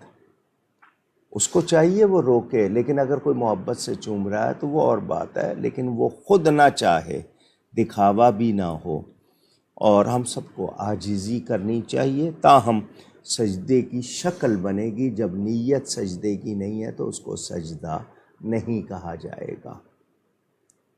ان کا دوسرا سوال کہ ہماری سوسائٹی میں ایک جانب سے اذان کی آواز آتی ہے ان کی طرف سے جو کہ صحیح العقیدہ نہیں ہے، تو کیا اب اس کا جواب دیا جائے گا یا اپنی والی اذان کا ہی جواب دیا جائے گا؟ جی، کلمات کا تو احترام کریں گے، بھلے وہ اذان دینے والا عقیدے میں درست نہیں ہے، لیکن جو کلمات کہہ رہا ہے ان کا احترام کریں گے۔ اگر آپ وہ کلمات دہراتے ہیں تو آپ کا مقصد اس کو جواب دینا نہیں ہے، وہ اپنے ایمان کی تجدید کے لیے، لیکن یہ کہ جو صحیح العقیدہ ہوگا اسی کا جواب دینا ہے، کیونکہ بدعقیدہ کی اذان نہیں ہے، ہم صرف کلمات کا احترام کرتے ہیں۔ تو جواب آپ وہی دیں جو صحیح العقیدہ کی طرف سے آپ کو آواز آتی ہے۔ اگلا سوال محمد اعظم بیگ صاحب کا کہ اگر کوئی اپنی بیوی کو مذاق میں بہن بول دے تو کیا اس سے نکاح پر فرق پڑے گا؟ زہار کا مسئلہ آپ نے پورا سنا ہوگا۔ جب گواہوں کے سامنے اللہ کی عطا سے اس کو بیوی کے طور پہ قبول کیا ہے، تو بہن اگر کہیں کہنا پڑ گیا ہے، شرعی بہن، اسلامی بہن کے طور پر، وہ اور بات ہے، لیکن اس کو اماں یا بہن کہہ کے ویسے پکارنا یہ بہت بڑا مسئلہ بن جائے گا آپ کے لیے۔ برائے مہربانی توبہ کیجئے۔ ہاں، اگر آپ نے واقعی اس کے کندھے پہ ہاتھ رکھا ہے اور ویسے کہہ دیا تو میرے لیے ایسے ہے جیسے بہن، پھر وہ مسئلہ آپ کے لیے بنے گا، پھر آپ کو اس کے بغیر جو بھی اس کے پروسیس ہے اس کے بغیر دوبارہ وہ آپ پر حلال نہیں ہوگی۔ ان کا دوسرا سوال کہ گھر میں شادی تھی تو مایوں اور مہندی کے خلاف میں نے والدین کو سمجھایا کہ یہ سب کرنا غلط ہے، تو وہ والدین ناراض ہو گئے اور شدید جھگڑا پیدا ہو گیا اور کہتے ہیں کہ مہندی اور مایوں لازمی ہوگا. اب ان کو کیسے سمجھایا جائے؟ رہنمائی فرما دیجیے. میں نے تھوڑی دیر پہلے کہا ہے کہ ان کو بتایا جائے کہ ایک تو ہم گناہ گار ہوں گے. مائیوں میں نے کہا نا حرام نہیں ہے. مائیوں کا کیا طریقہ؟ مائیوں کا لفظ تھا کہ بڑی عمر کی خواتین کو مائیاں کہا جاتا تھا. وہ دلہن کو 2 یا 3 دن پہلے کمرے میں بٹھا دیتی تھی کہ تو لوگوں کے سامنے نہ آ، تاکہ 2 دن کے بعد دیکھیں گے تو چہرہ زیادہ اٹریکٹیو ہوگا، زیادہ متاثر کرنے والا ہوگا. اور اپٹن وغیرہ لگا دیتی تھیں وہ جسم کی جلد کے لیے، اس میں کوئی حرج نہیں. لیکن اس کو رسم بنانا بالکل غلط ہے، فضول خرچی بھی ہے. میں نے ابھی تھوڑی دیر پہلے اسی پروگرام میں کہا کہ ان رسموں کی وجہ سے ہمارے معاشرے میں کتنی برائیاں آ گئی ہیں. فضول خرچی بھی ہے، وقت کا ضیاع بھی ہے، گناہ الگ اپنے اوپر لینا ہے کیونکہ مکس گیدرنگ ہوتی ہے. اور پھر بہت سی باتیں ایسی ہو جاتی ہیں کہ آپس میں الجھ جاتے ہیں، جھگڑے ہو جاتے ہیں. رسموں میں ذرا سا کسی کے لیے آپ نے اگر لحاظ نہیں کیا تو وہ ناراض بھی ہو جاتے ہیں. تو یہ جتنی رسمیں فضول خرچی بھی ہے، اور فضول خرچی کے لیے پڑھ لیجئے قرآن کی آیتیں. اللہ فضول خرچی کرنے والوں کو پسند نہیں کرتا، اور جو ناجائز خرچ کریں ان کو شیطان کے بھائی کہا گیا. ان المبذرین کانوا اخوان الشیاطین، یعنی ناجائز خرچ کرنے والے شیطان کے بھائی ہیں، قرآن میں ہے. اور پھر میں نے کہا نا وقت بھی ضائع ہوتا ہے، پیسے بھی ضائع ہوتے ہیں، اور کتنے اور گناہ ہو جاتے ہیں. تو آپ کو پیار سے ان کو سمجھانا ہے. ایسی نوبت نہ لائیں کہ آپ لوگوں کو آپس میں جناب وہ ضد کا اور انا کا مسئلہ بنا لیں. ان کو شریعت کی بات بتائیے، پیار سے سمجھائیے کہ اسی پیسے کو بیٹی کو دے دیں تاکہ اس کے بسنے میں آسانی ہو. لوگوں کو دکھانے میں کیوں لگا رہے؟ اسی پیسے سے کوئی غریبوں کا بھلا کر دیں. میلاد کے وقت جن کو غریبوں کی بیٹی یاد آتی ہے نا، ان کو خاص طور پہ مائیوں اور ایسی رسموں پہ یاد دلایا کریں. تو ذرا اس سلسلے میں کوشش کریں کہ اتنی بات نہ ہو کہ ضد آ جائے. پیار سے والدین ہیں یا رشتہ دار ہیں ان کو پیار سے سمجھائیں اور اللہ کے بارے میں بتائیں کہ یہ اللہ کو پسند نہیں ہے، نبی کو پسند نہیں ہے، دین کو پسند نہیں ہے، تو کیوں گناہ گار ہوتے ہیں.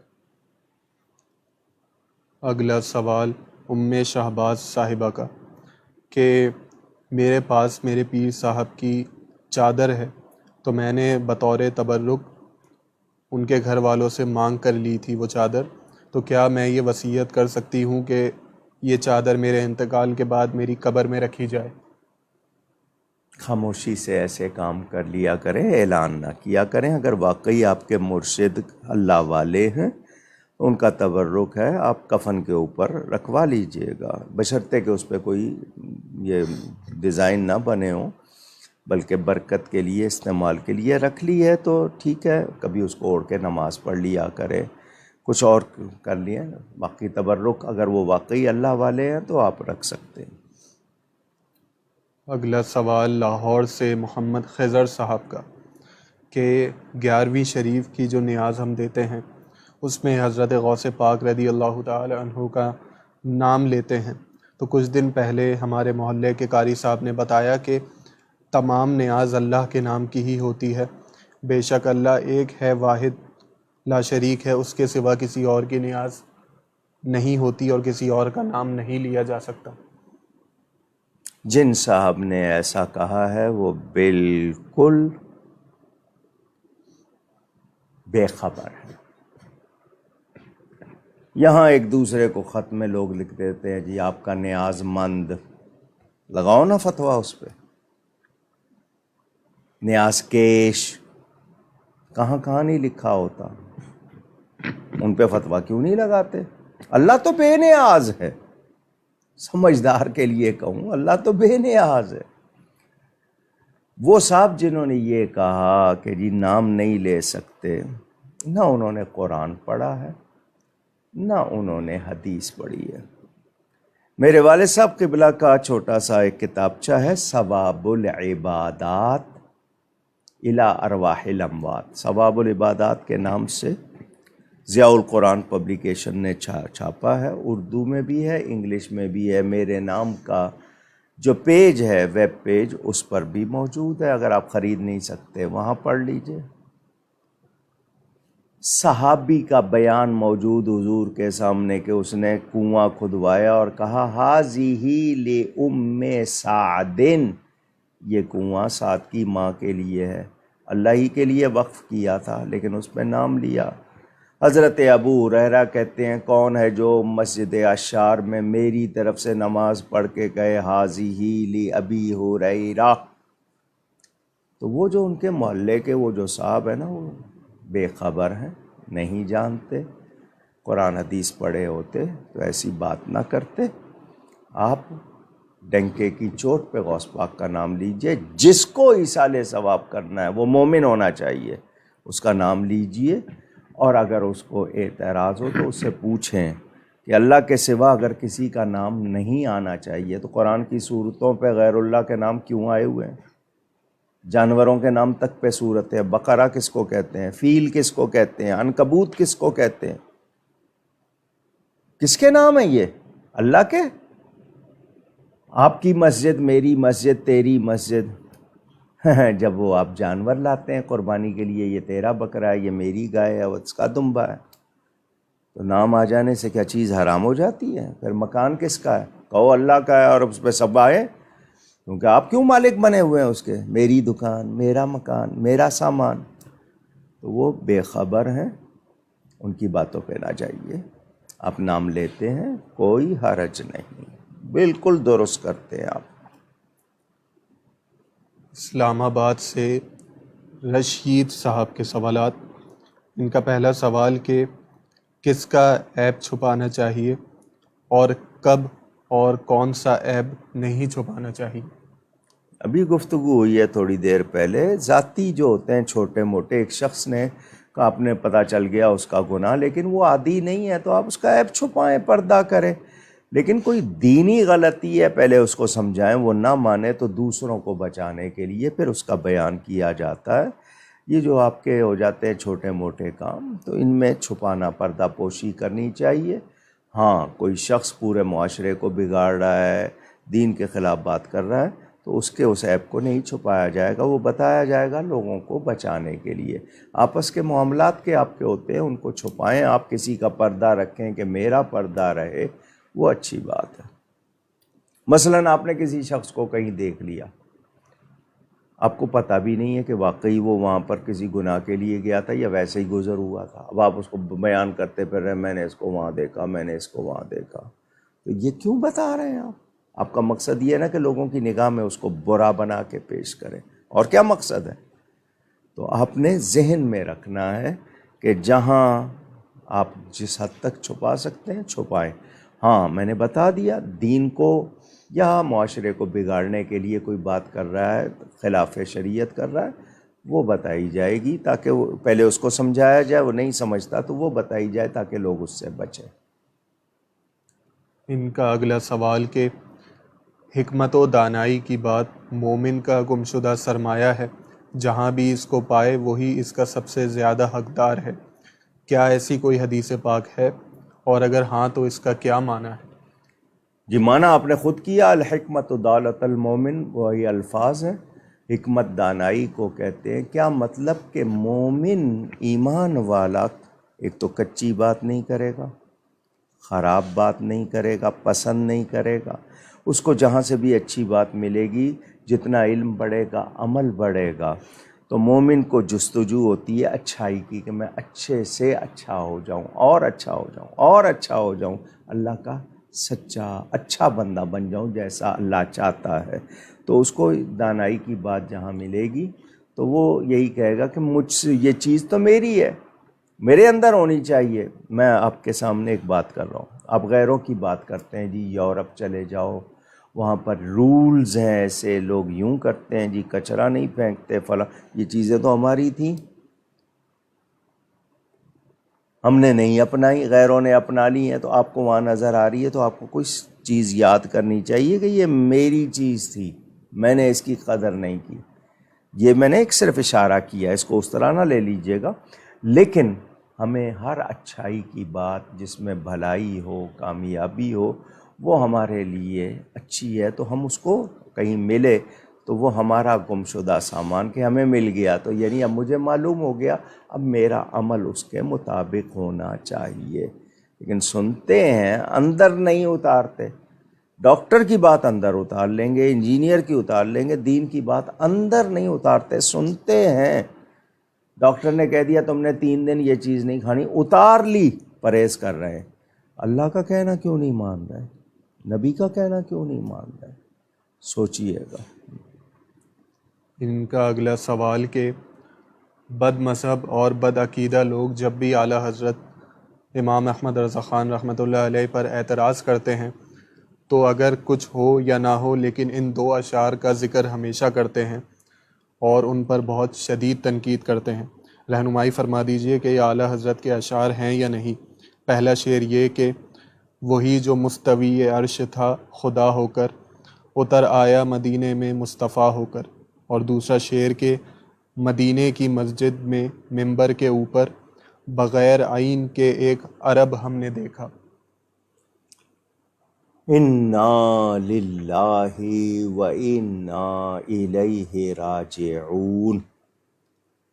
جس شخص نے ان 2 اشعار کو اعلیٰ حضرت کے اشعار کہا ہے، کیا کہوں اسے؟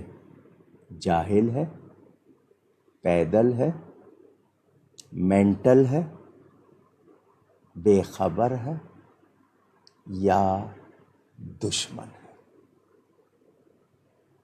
یہ اعلیٰ حضرت فاضل بریلوی کا کلام نہیں ہے۔ میرے والد صاحب قبلہ کی کتاب تعارف علماء دیوبند میں انہوں نے شروع میں یہ لکھا کہ بتاؤ اس طرح کے شعر کہنے والوں کا ہم سے کیا تعلق ہے، اور پھر ہم پر اس طرح کے شعر تھوپنے والے کیا کبھی اپنے ہاں نظر کرتے ہیں؟ الجمیت وہ جو ہے اس کا چھپا ہوا میرے پاس وہ موجود ہے، دہلی سے، حسین احمد مدنی کو اس میں لکھا ہوا ہے۔ تم نے کیا سمجھا ہے؟ خدا تھا جو یہاں کی سڑکوں پہ گلیوں میں چلتا تھا۔ اس پر تو آپ نے کچھ نہیں کہا، جبکہ وہ جس لکھنے والے عبدالرزاق ملیح آبادی جو بھی ہے، میں نے اپنی کتاب میں اس کا حوالہ دیا ہے، میرے پاس وہ تمام کتابیں موجود۔ لیکن میں یہ نہیں کہہ رہا کہ آپ نے بھی لکھا ہے تو ہم بھی لکھیں، نہیں، اپنے گھر میں پہلے جھانکے۔ یہ اعلیٰ حضرت کے تو اشعار ہی نہیں ہیں۔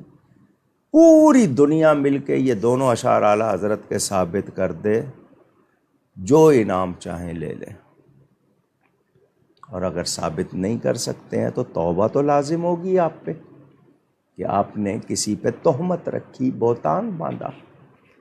پہلی بات یہ سن لیجئے کہ نبی پاک صلی اللہ علیہ وسلم کو نہ ہم خدا مانتے ہیں، نہ خدا کا شریک مانتے ہیں، اللہ کا شریک بھی نہیں مانتے، اللہ کے مثل یعنی اللہ جیسا بھی نہیں مانتے۔ ہم نبی پاک صلی اللہ علیہ وسلم کو اللہ کا بندہ مانتے ہیں، اللہ کا رسول مانتے ہیں، وہ مخلوق ہیں، اللہ تعالی خالق ہے۔ کوئی برابری کا کسی طرح سوچنا بھی محال ہے، یعنی اس میں کوئی گنجائش نہیں ہے۔ مگر ہمارا جملہ سنیے، شریعت میں تو بندہ ہے، حقیقت میں خدا جانے۔ اگر اس پر بات کرنی ہے حاضر ہوں۔ آپ کے پاس مرثیہ ہوگا جو گنگوہی کی اور نانوتوی کے بارے میں لکھا ہوگا، ذرا وہ پڑھ لیجئے کہ اس میں کیا کیا لکھا ہے ان دونوں کو۔ حضور صلی اللہ علیہ وسلم اللہ کی مخلوق ہے، اللہ کے حبیب ہیں، خدا نہیں ہے مگر ان سے جدا بھی نہیں۔ لیکن آپ کی سمجھ میں یہ بات اس لیے نہیں آتی کہ آپ خوگر ہیں الزام لگانے کے، جواب سننے کے آپ عادی نہیں ہیں۔ علماء حق نے بہت کچھ واضح کیا مگر نہیں ماننا، ضد ہے نا، دشمنی ہے، اناد ہے، بغض ہے، عداوت ہے، اس کی وجہ سے آپ نے ماننا نہیں ہے۔ تو میں نے صرف جواب دیا اگر تسلی کرنی ہے تو میری کتابیں پڑھیے، دیوبند سے بریلی، اور میری دوسری کتاب سفید و سیاہ، اردو، انگلش، پشتو، کئی زبانوں میں موجود ہے، پڑھیے۔ محمد عدنان صاحب کا سوال، یہ آج کا آخری سوال، جو سوالات رہ جائیں گے وہ اگلی نشست میں اگر ابتدا میں ہوں لیں تو گے۔ کر لیجئے، آج ٹائم ان کو 10 منٹ کو زیادہ دینے پڑیں، اگر ہوں سوال تو۔ جی، اور جو سوالات رہ جائیں گے وہ اگلی نشست میں ابتدا میں لے لیے جائیں گے۔ آپ لوگ اپنے سوالات کامنٹ سیکشن میں لکھ سکتے ہیں۔ اگر لائیو اسٹریم ختم ہو جائے تب بھی اگلی نشست سے پہلے اپنے نام اور اپنے شہر کے ساتھ لکھ دیجئے، انشاءاللہ سوالات شامل کر لیے جائیں گے۔ یا پھر ہفتہ بھر میں واٹس ایپ اور پیج ان باکس کے ذریعے بھی آپ اپنے سوالات جمع کروا سکتے ہیں میرے پاس۔ آپ کے اسکرین کے دائیں جانب نیچے لوور تھرڈ کی طرف ایک فون نمبر آ رہا ہوگا، واٹس ایپ نمبر، آپ اس پہ اپنے سوالات اپنے نام اور شہر کے ساتھ بھیج سکتے ہیں، انشاءاللہ آپ کے سوالات شامل کر لیے جائیں گے۔ محمد عدنان صاحب کا سوال کہ گروی رکھی ہوئی چیز پر نفع حاصل کرنا کیسا ہے؟ آپ کی چیز ہے، آپ نے کسی کے پاس گروی رکھی ہے تو اس سے نفع کیسے حاصل کر رہے ہیں، پہلے تو یہ بتائیں۔ جب آپ نے کسی کے پاس رکھی ہے اس سے نفع لے رہے ہیں یا کسی اور کو بتا کر، چیز اس کو نہیں بتا رہے کہ جی کہاں ہے، اپنے قبضے میں ثابت کر رہے ہیں اور پھر نفع لے رہے ہیں؟ سوال واضح کریں۔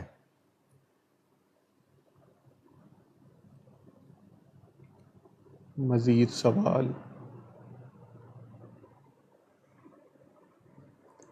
اورلینڈو یونائٹڈ اسٹیٹ سے زینت بوانی صاحبہ کا سوال کہ اگر مسلمان مریض ہو اور اس کی زندگی بچانے کا صرف ایک ہی ذریعہ ہو کڈنی ٹرانسپلانٹ، لیکن کڈنی کی شارٹیج کی وجہ سے اگر خنزیر کی کڈنی، جو کہ جینیٹیکلی آلٹرڈ کڈنی ہوتی ہے، اگر وہ اس سے ٹرانسپلانٹ کیا جائے تو کیا وہ کرنا جائز ہوگا؟ کسی انسان کی کڈنی ملنا مشکل ہے؟ یہ تو حالت اضطرار جو ہوتی ہے نا، کہ آپ کے پاس کوئی اور چارہ نہیں رہا، تب آپ کسی ایسی چیز کی طرف جائیں، لیکن حرام اور نجس سے علاج درست نہیں۔ محمد کاشف رضا صاحب کا سوال کہ بیان کرتے ہوئے علماء کا زور زور سے ہلنا، کیا یہ درست ہے؟ کسی کے مزاج میں ہوتا ہے، بہت سے لوگ قرآن پڑھتے ہوئے بھی وہ ہلنے کی عادت ہو جاتی ہے، بچوں کو دیکھا ہے وہ ہل ہل کے پڑھ رہے ہوتے ہیں، تو بہتر ہے اس کی توجہ دلائیں ان کو کہ وہ شاید، باقی ہوتا ہے کچھ لوگوں کا مزاج ہے، تو اس پہ یہ ہے کہ اتنا زیادہ اگر ہلتا ہے، یعنی یہ کہ پورے لوگ اسٹیج کو ہلا رہا ہے، یا کرسی پہ بیٹھے ہوئے تھوڑی بہت حرکت اگر وہ کر رہا ہے تو وہ مسئلہ نہیں ہوتا، کوئی شرعی مسئلہ نہیں ہے، ادب کے دائرے سے نکل جائے گا تو مسئلہ ہوگا۔ لاہور سے ثنا صاحبہ کا سوال کہ جو بد مذہب آپ کو مناظرے کے چیلنج کرتے ہیں سوشل میڈیا پر اور تحریر کے ذریعے بھی، ان کے بارے میں آپ کا کیا موقف ہے؟ کس نے کیا ہے مجھے؟ میں نے چیلنج کیا، میرے سامنے کوئی نہیں آیا، مجھے کس نے کیا؟ کیوں بھی آپ لوگوں کی کسی کی اطلاع میں ایسا کوئی؟ مفتی نجیب انہوں نے نام لکھا تھا، مجھ تک نہیں آیا۔ اصول مناظرہ کے تحت اگر کسی نے کیا ہے، مجھ تک نہیں آیا، وہ آئے، میں نے کیے ہیں، مباہلے کا بھی کیا ہے، مناظرے کا بھی کیا، مجھے کسی نے نہیں کیا، اور مناظرے کے لیے اصول ہوتے ہیں، وہ طے ہو جائیں، کوئی آئے کسی بات پر کس پہ کرنا ہے اپنے موقف بیان کرے، لیکن مجھ تک آج میرے علم میں نہیں آئی کوئی بات۔ اگر کسی نے خود کیا ہے وہ شاید مجھ تک پہنچا نہیں ہے، پہنچتا تو میں ضرور جواب دیتا۔ لالا موسیٰ سے محمد سبحان صاحب کے سوالات کہ آپ نے ابھی کچھ دن پہلے ایک تقریر میں فرمایا تھا کہ حضرت مریم اور حضرت آسیہ رضی اللہ تعالی عنہما کہ دنیا سے کواری گئی تھی تو وہ نبی پاک صلی اللہ علیہ وسلم سے ان کا نکاح ہوگا جنت میں. جی بالکل درست کہا ہے. اس کی کہہ رہے مجھے سمجھ نہیں آئی یہ بات. جی یہ دونوں خواتین دنیا سے کنواری گئی ہے. آپ کہیں گے آسیہ فرعون کی بیوی تھی تو فرعون میں ایسی صلاحیت نہیں تھی. اگر آپ اوپنلی سننا چاہتے ہیں وہ میڈیکلی انفٹ تھا، نامرد تھا. اور حضرت مریم وہ کنواری ہیں، تو یہ دونوں نبی پاک صلی اللہ علیہ وسلم کی زوجہ بن کر جنت میں رہیں گی. کتابوں میں یہ ذکر ہے اور میں نے کیا ہے، بالکل کیا ہے. ان کا دوسرا سوال کہ نماز قصر میں سنتیں ادا کرنی ہوتی ہیں یا نہیں؟ قصر نماز جو ہوتی ہے نا، آپ سفر پر جا رہے ہیں، گھر سے نکلے ہیں، سفر جاری ہے، 92 کلومیٹر سے زیادہ آپ کا سفر ہے. درمیان میں سفر کے دوران جو نماز آئے اس میں صرف آپ نے فرض نماز پڑھنی ہے، اور اگر وہ قصر والی 4 فرض ہیں تو 2 پڑھیں گے. آپ سنتیں نہیں پڑھتے کوئی حرج نہیں.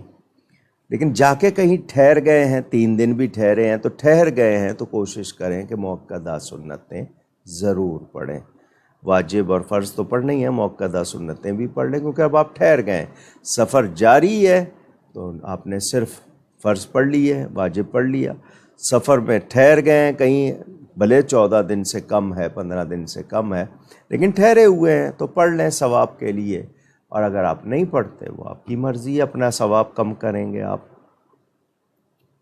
اسلام آباد سے عائشہ صاحبہ کا سوال، کیا بہنوئی محرم ہے یا نامحرم؟ جی پوری لسٹ میرے خیال سوشل میڈیا پہ کتنے لوگوں نے چڑھا دی، ہم لوگ ابھی تک یہی نہیں سیکھ پائے. جیٹھ ہے، دیور ہے، بہنوئی ہے، سالہ ہے، سب. وہ سالہ تو خیر اس کا ہوگا نا. جتنے بھی ہیں یہ سب ہمارے لیے محرم نہیں ہیں.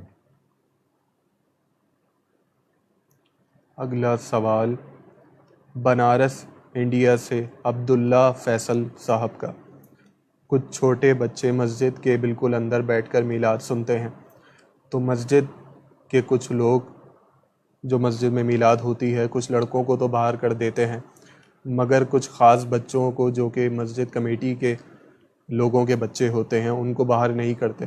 اگر اس مزاج سے سامنے والا بدظن اور بدگمان ہو رہا ہو، کس کے میلاد کا ذکر ہے؟ کہ اگر مسجد میں یہ انڈیا سے مسجد میں میلاد کن کا؟ خواتین کا ہو رہا ہے؟ نہیں، مردوں کا مسجد. مردوں کا ہو رہا ہے. تو بچوں کو جو لوگ لائے ہیں، اگر آپ نمازوں میں یا محفلوں میں بچوں کو نہیں لائیں گے تو کل آپ کی نسل کہاں سے یہ اس طرف آئے گی؟ ہمارے ہاں بچوں کو دھتکارنے کی عادت ہے، ہٹو جاؤ پیچھے. یہ بچے جس دن آپ کو نظر نہیں آئیں گے سمجھیں صفایا ہو گیا. 9-10 سال کا بچہ ہے تو اس کو صف میں سے نہ نکالیں. جس کو صحیح نماز پڑھنی آتی ہے پہلی صف میں نا، دوسری صف میں تو کھڑا ہونے دیں. 9-10 سال کی عمر ہے، صحیح نماز پڑھتا ہے، پڑھائیں اس کو. پہلی صف میں ہے تو کنارے پہ کر دیں. باقی میلاد شریف میں آپ بچوں کو نہیں لے جائیں گے تو کہاں سے سیکھیں گے وہ؟ ہاں جی کمیٹی والوں کے ہیں تو وہ آ جائے، دوسروں کے نہیں آئے. تو اگر انہوں نے کھانا پکایا ہے اور صرف وہ جو ہے نا کارڈ پہ دعوت دی ہے کہ جس کو کارڈ دیا ہے وہی آئے گا، اوپن انویٹیشن یعنی عام دعوت نہیں ہے، تب تو آپ کہیں کہ یہ بات کہ بچوں کو آپ کے پاس کھانا نہیں ہے، آپ نہیں دینا چاہتے. لیکن یہ کہ اگر اوپن انویٹیشن ہے تو پھر آپ یہ تخصیص کیوں کر رہے ہیں؟ میں نے تو ابھی بتایا مسلم شریف میں حدیث، وہ ولیمہ سب سے برا اس کا کھانا جس میں امیر رشتہ داروں کو بلایا جائے اور غریبوں کو نہ بلایا جائے. اور بچوں کو شوق بڑھاؤ. وہ ایک زمانے میں نکتی دانہ بوندی کہتے تھے اس کو، بچے وہ لینے آتے تھے، ان کو پتہ تھا میلاد ہوگا، مٹھائی ملے گی، وہ شوق سے آتے تھے. ان کے اندر میلاد کا شوق ہوتا تھا، ان کو میلاد کی معلومات ہوتی تھی. یہ ہمارے غلط رویے ہیں. ہاں بچے آتے ہیں مسجد میں، ان کو مسجد کے آداب سکھائیں. کہ بیٹا شور نہیں کرنا ہے. اتنی کم عمر بچہ ہے جو نہیں پاکی نہیں رکھ سکتا اس کو نہ لائے. لیکن یہ ہے کہ اگر ایسا میلاد کے اوپن انویٹیشن ہے، عام دعوت ہے، تو اس میں تو نہیں روکا جائے گا. خاص دعوت میں ہے تو بچوں کے لیے آپ پہلے سے بتا دیں، اب لاؤڈ اسپیکر چل رہا ہے، آواز جا رہی ہے، تو لوگ تو آ جائیں گے. تو آپ پہلے وہ سارا کچھ دیکھ لیں. لیکن یہ کہ بچوں کو رغبت دلانی ہے، شوق دلانا ہے، تو ان سے اچھا سلوک کریں. اس طرح پھر بچوں کو ہوتا ہے یہ کہ جی ہمیں دھکے پڑتے ہیں، ہم کیوں جائیں. اب ہاں بچے بھی آ کے اگر شور کر رہے ہیں تو ان کو سمجھایا جائے گا کہ باتیں کر رہے ہو تو پیچھے چلے جاؤ، نماز خراب نہ ہو. وہ اگر بعد میں وہ کہیں دور کھیل رہے ہیں تو کھیلیں، بچے ہیں آخر. شکیلہ فیاض صاحبہ کا سوال کہ میرے صاحبزادے کی عمر 17 سال ہے اور ماشاء اللہ سے ان کی داڑھی آ رہی ہے. اب بحیثیت والدین ہماری کیا ذمہ داری ہے؟ نہیں سمجھا. مطلب داڑھی بھی آ رہی ہے تو اس کے حوالے سے کہ ہم سنت کی تلقین کریں داڑھی کے حوالے سے، بحیثیت والدین. یعنی داڑھی رکھنے یا نہ رکھنے کے بارے میں یا کوئی اور مسئلہ پوچھا ہے؟ داڑھی رکھنے یا نہ؟ جی شریعت پہ اگر وہ عمل کر کے داڑھی رکھ رہا ہے تو اس کی حوصلہ افزائی کرے. وہ خود اگر شیو کر لیتا ہے تو وہ گناہ گار ہوگا، لیکن آپ کہے کہ گناہ گار کیوں ہوتی ہیں؟ وہ رکھ رہا ہے تو آپ تو حوصلہ افزائی کریں گے، بہت اچھی لگ رہی ہے ماشاءاللہ، اس کا خیال رکھو. اگر 17 سال کی عمر ہو گئی ہے تو 15 سال بلوغت کے لیے شمار کیے جاتے ہیں. اس کو تلقین کریں نیکی کی، بھلائی کی، دین سکھائیں جتنا زیادہ سے زیادہ ہے. لیکن اگر سوال میں کوئی اور چیز پوشیدہ ہے تو وہ نہیں معلوم کہ اب آپ کے ذمے خرچ رہا یا نہیں رہا، تو جب تک وہ کما نہیں رہا اور محنت نہیں کر رہا تو اس وقت تک تو آپ اس پر خرچ کریں گے. باقی یہ کہ کوشش کیجئے کہ جو بچے اس طرح کے نیک ہیں ان کی حوصلہ افزائی کیجئے تاکہ ان کے اندر ہمت آئے. ایسا نہ ہو کہ وہ چلنا چاہتے ہیں اور آپ روکتے ہیں تو پھر ان کا دل بھی چھوٹا ہوگا، وہ اس چیز کی طرف رغبت نہیں ہو پائے گی. تو اگر آپ اس کی تائید کریں تو زیادہ اچھی بات ہے. مکمل ہوئے سوالات؟ جی بہت اچھا. جی میں نے اس لیے کہا تھا کہ چلو 2 جمعرات نہیں آئے ہیں، کوئی سوال اگر ہیں تو وہ بھی ہو جائیں، باقی ٹھیک ہے. اچھا مجھے ایک مشورہ لینا ہے ناظرین سے.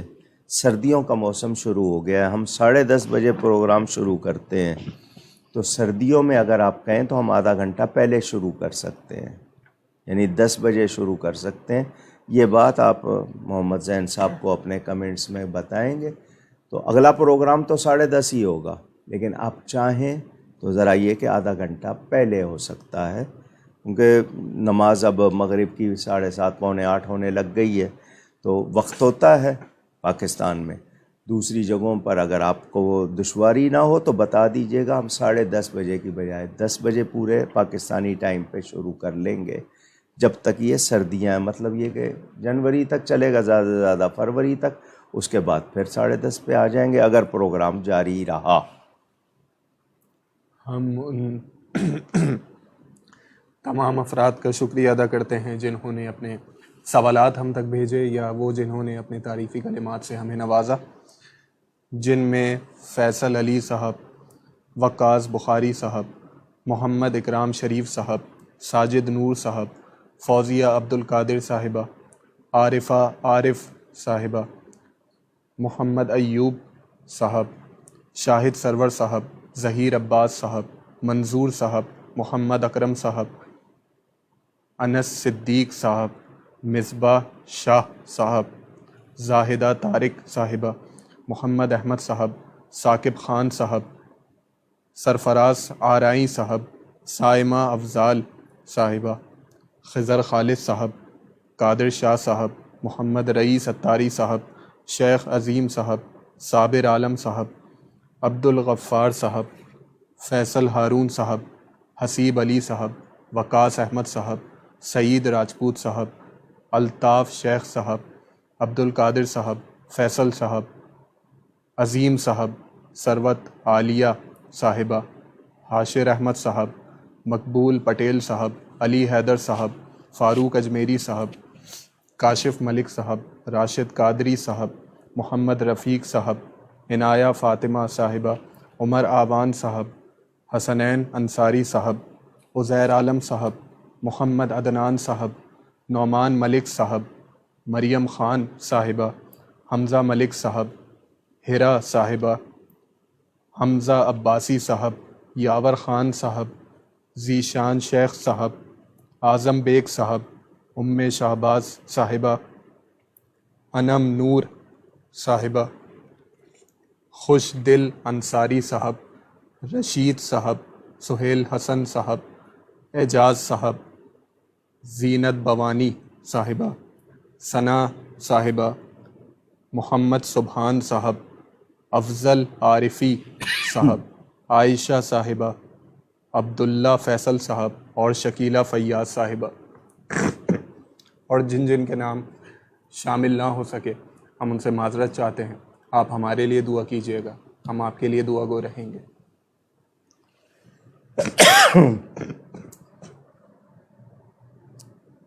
الحاج یوسف تار، لاس اینجلس میں امریکہ میں جانی پہچانی شخصیت. جنوبی افریقہ سے ان کا تعلق تھا. حاجی ابراہیم تار محمد صاحب کے بھتیجے، حافظ احمد تار صاحب کے فرزند، اہل سنت فیملی. یہ حاجی ابراہیم تار محمد صاحب جو میرے والد صاحب کے بلاک کو ساؤتھ افریقہ لے گئے تھے، ان کے یہ بھتیجے، ان کا پورا گھرانہ والد صاحب سے بہت عقیدت رکھتا تھا، وہ انتقال کر گئے. تاج العلماء حضرت مولانا مفتی محمد عمر نعیمی صاحب کے فرزند محمد اطیب نعیمی، وہ بھی انتقال کر گئے. ذیشان صاحب مسجد میں اکثر تشریف لاتے ہیں، ان کی والدہ انتقال کر گئیں. اور بھی جتنے اہل ایمان اس دنیا سے اس دوران گئے، اللہ سب کی مغفرت فرمائے. اہل سنت کے تمام وہ افراد احباب جو دعاؤں کے لیے کہتے ہیں، اللہ سب کے حق میں خیر فرمائے. جو بیمار ہیں اللہ شفا دے. ماہ ربیع الاول اپنی گنتی پوری کر رہا ہے اور ماہ ربیع الاخر اس کا آغاز ہو رہا ہے. یکم ربیع الاخر، جس کو آپ ربیع الثانی بھی کہتے ہیں، میری والدہ محترمہ کا یوم وصال یکم ربیع الاخر، یکم ربیع الثانی. ظہر کی اذان ہو رہی تھی جب وہ پردہ فرما گئیں. اللہ تعالیٰ ان کے درجات بلند فرمائے. ہو سکے تو ان کے لیے فاتحہ کیجیے گا. گفتگو میں مجھ سے کہیں کوئی غلطی ہوئی ہو، اللہ تعالیٰ اس کے رسول صلی اللہ علیہ وآلہ وسلم کی بارگاہ میں توبہ کرتا ہوں. یہ میڈیا ٹیم کے ارکان، ان کی محنت، یہ آتے ہیں، سلسلہ جاری ہے. کیمروں کے لیے انہوں نے آپ سے کہا تھا، لیکن شاید آپ کی توجہ نہیں ہے. یہ کیمرے اور لینزز لینا چاہتے ہیں، کوئی تعاون کرے ان سے. تو یہ ان کا آ رہا ہوگا، اکاؤنٹ کی ڈیٹیل وغیرہ اسکرین پر انہوں نے خود دے دی ہوگی. اس حوالے سے جو تعاون کرنا چاہیں ان کے ساتھ ضرور کریں. دعا کیجئے مسلمانوں کے لیے، وطن کے لیے، اہل سنت کے لیے. ہمارے ساتھ بہت سازشیں ہو رہی ہیں، ہمارے خلاف بہت سی پلاننگز ہو رہی ہیں. اللہ تعالیٰ ہی ہے اپنے حبیب کے غلاموں کی مدد کرنے والا. اللہ تعالیٰ خیر فرمائے. آپ سب کا بہت شکریہ. والسلام علیکم ورحمۃ اللہ وبرکاتہ.